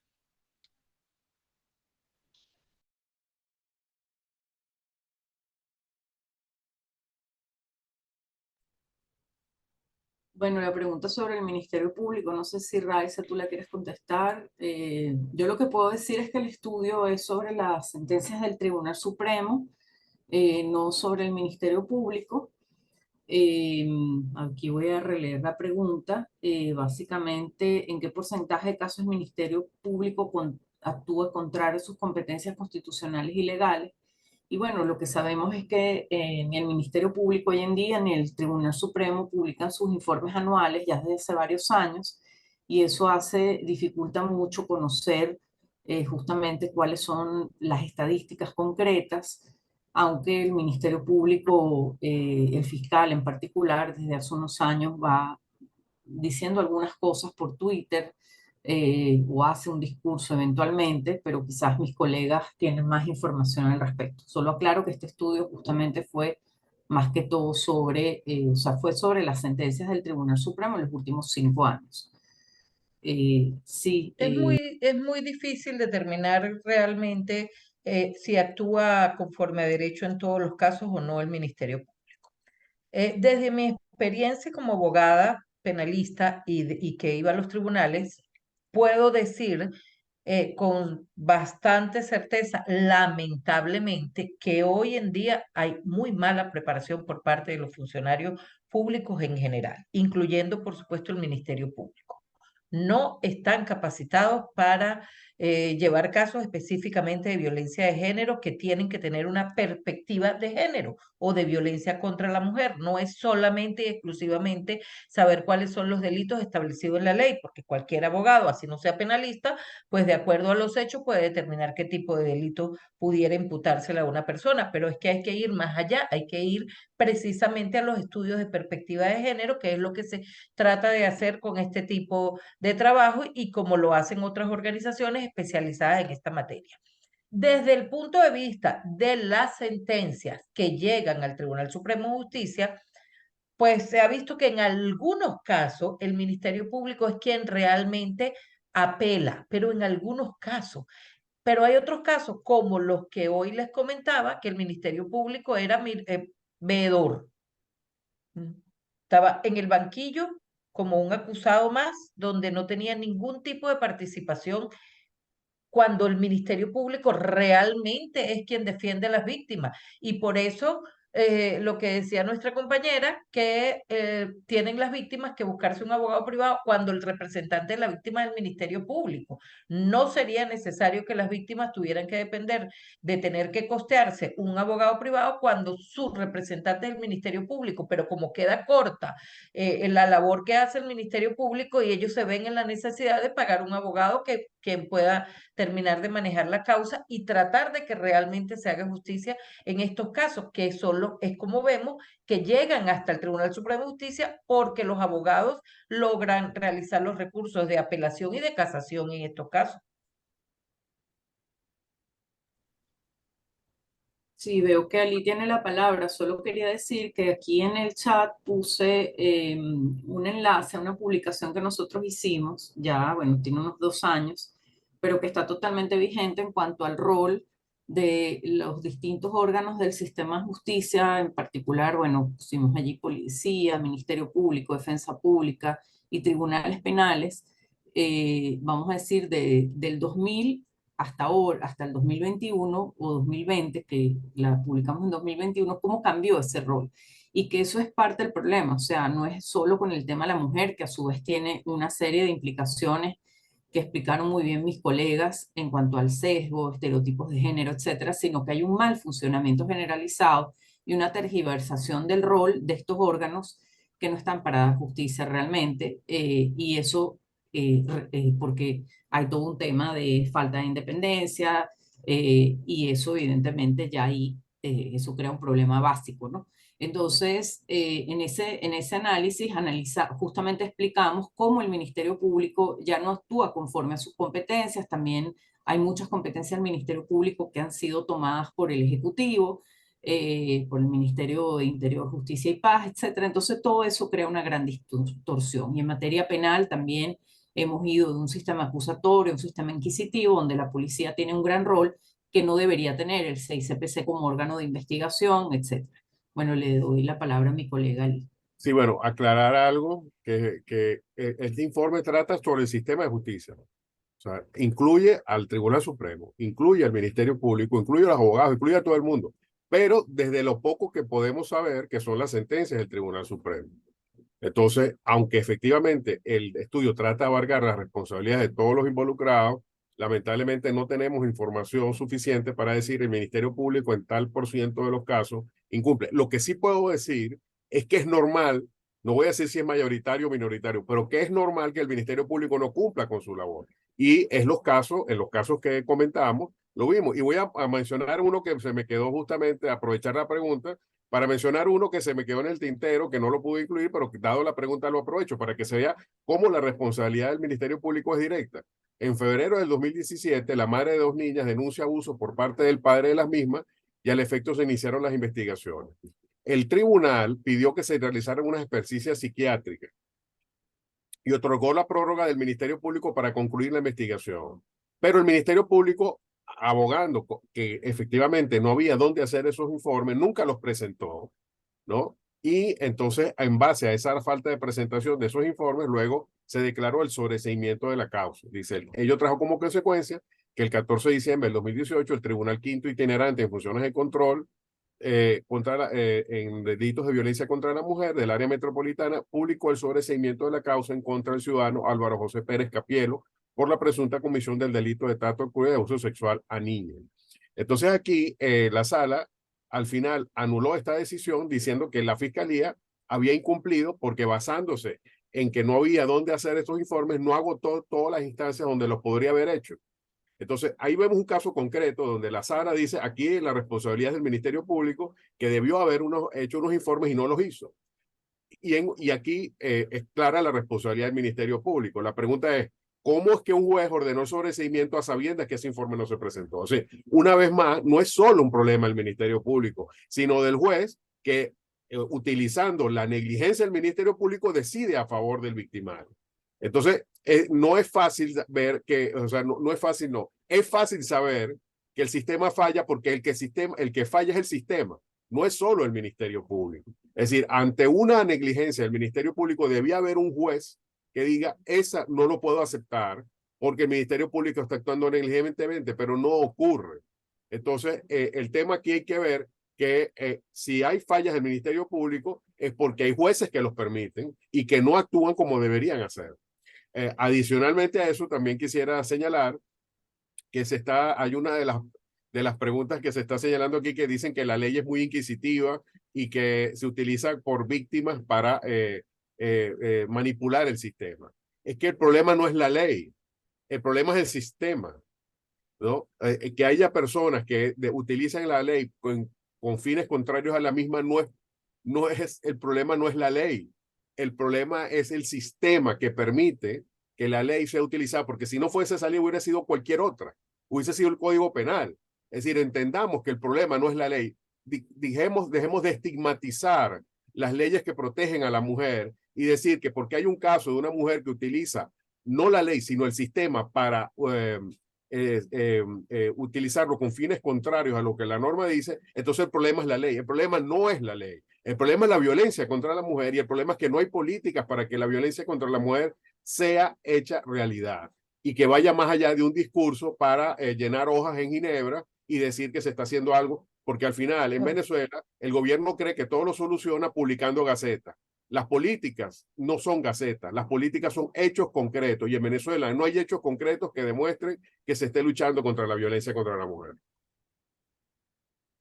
Bueno, muchísimas gracias, Ali. Disculpa, con relación a la segunda parte de la pregunta, la misma periodista decía que por qué le pedían a los imputados hojas blancas, adornos de Navidad como parte de la labor social. Es importante que sepas que esto no queda reflejado en el acta del tribunal. Si bien es cierto, se lo piden, en el acta del tribunal queda que esta persona va a realizar una labor social. Hasta ahí, punto. Y piden hojas blancas, lapicero, gas para los aires acondicionados, bueno, adornos de Navidad. Desinfectante. Como no, hace poco en San Cristóbal iba, no sé qué magistrado para San Cristóbal y pidieron potes de pintura para retocar los tribunales y a los que van a salir en libertad los ponen a pintar también, entonces eso es parte de la labor social. Pero eso no queda reflejado en el acta que se levanta a tal efecto, sino que se pone en el acta que se va a cumplir con una labor, que debe cumplir con una labor social. Y en el aire, ¿cuál es la labor social? Sí, y allí también me permito, yo quiero como reiterar lo que decía el profesor Eli, es el sistema. Es el sistema y la falta de políticas públicas coherentes que permitan de verdad que se atienda la violencia y que se atienda la violencia no solo desde la perspectiva de las víctimas, sino también desde la perspectiva de los agresores. Reitero, países de Latinoamérica cercanos a nuestra forma de ser, a nuestras problemáticas, tienen programas de atención a los agresores, porque reconocemos que vivimos en un sistema machista que nos educa para ser de una forma y aunque no todas las personas actúan en esa violencia, algunas sí. Y hay que buscar cómo atender esa socialización y esa imposibilidad que tienen algunos agresores de tramitar los conflictos o de entender las relaciones con las mujeres de una forma que no implique la violencia. Y hay programas destinados pues también a tener un acompañamiento psicosocial y una posible reinserción de estas personas a la vida, porque además pues son casos donde hay diversas expresiones y no solo es en la pareja, sino pueden también suceder con los hijos, con los padres. Entonces todo esto se atiende y no se salda simplemente con un punitivismo que signifique solo una pena, sino que se entiende que esa persona después de 7 años, 8 años va a volver a la sociedad y que tiene que estar reeducado para que pueda entonces ser un miembro que pueda gestionar entonces todos estos conflictos propios de la vida sin acudir a la violencia. En eso también está fallando el Estado venezolano. El Estado venezolano no le falla solo a las mujeres, a las niñas, al adolescente, le falla también a los hombres. Le falla, por ejemplo, en incumplir su obligación con esta sentencia de la Corte Interamericana de Linda Loaiza, que entre uno de los mandatos exige la transversalización de la educación con perspectiva de género desde la primaria para que enseñemos a los niños, a los adolescentes, a gestionar sus relaciones humanas sin recurrir a la violencia, para que puedan desprenderse de estas ideas relacionadas a los estereotipos, a los sesgos, a todas estas formas de relacionarnos que generan desigualdad. Entonces, claro que es el sistema que no está haciendo lo suficiente, que no se lo está tomando en serio, que no tiene la voluntad política para dar respuesta, y todas estas anomalías que se pueden presentar, que además son marginales, y que son marginales entendiéndolas entre las que presentan denuncias, pero muchísimo más si tomamos en cuenta las que no llegan a denunciar, que son una cantidad altísima. Entonces, estas posibilidades de que de alguna forma se pueda desviar las intenciones de la ley, sucede con esta ley y sucede con todas, pero en general la problemática, que es una problemática social gravísima, que se entendió durante la pandemia como la segunda pandemia porque tenía muchísimas víctimas en el tiempo de confinamiento y que sigue estando en Venezuela agravada de una forma terrible en sus diferentes expresiones, no se está atendiendo. Y no se está atendiendo para nadie, para los hombres que agreden ni para las mujeres que son víctimas, y que además está generando pues situaciones terribles, por ejemplo, en temas como violencia sexual contra niños, niñas y adolescentes. Entonces estamos ante un contexto en el que más que quizás ver cómo la ley es perfectible, lo que necesitamos es que se aplique correctamente, que el sistema de justicia responda y esté a la altura de las necesidades de la sociedad, y sobre todo que el Estado demuestre voluntad política en la garantía plena de los derechos de las mujeres. Bueno, quisiéramos de verdad agradecerles, como les dije en el chat, el material que tenemos disponible en la página web. Igualmente se los vamos a hacer llegar a través de su correo electrónico. Les agradecemos que hayan permanecido hasta el final y bueno, invitarlos a descargar el informe y a socializarlo, compartirlo con sus colegas y bueno, a seguir levantando la voz para evidenciar todas estas irregularidades que ponen o que aumentan la vulnerabilidad de nosotras las mujeres venezolanas y niñas. Que tengan todos feliz día. Hasta luego. Feliz día. Hasta luego, saludos.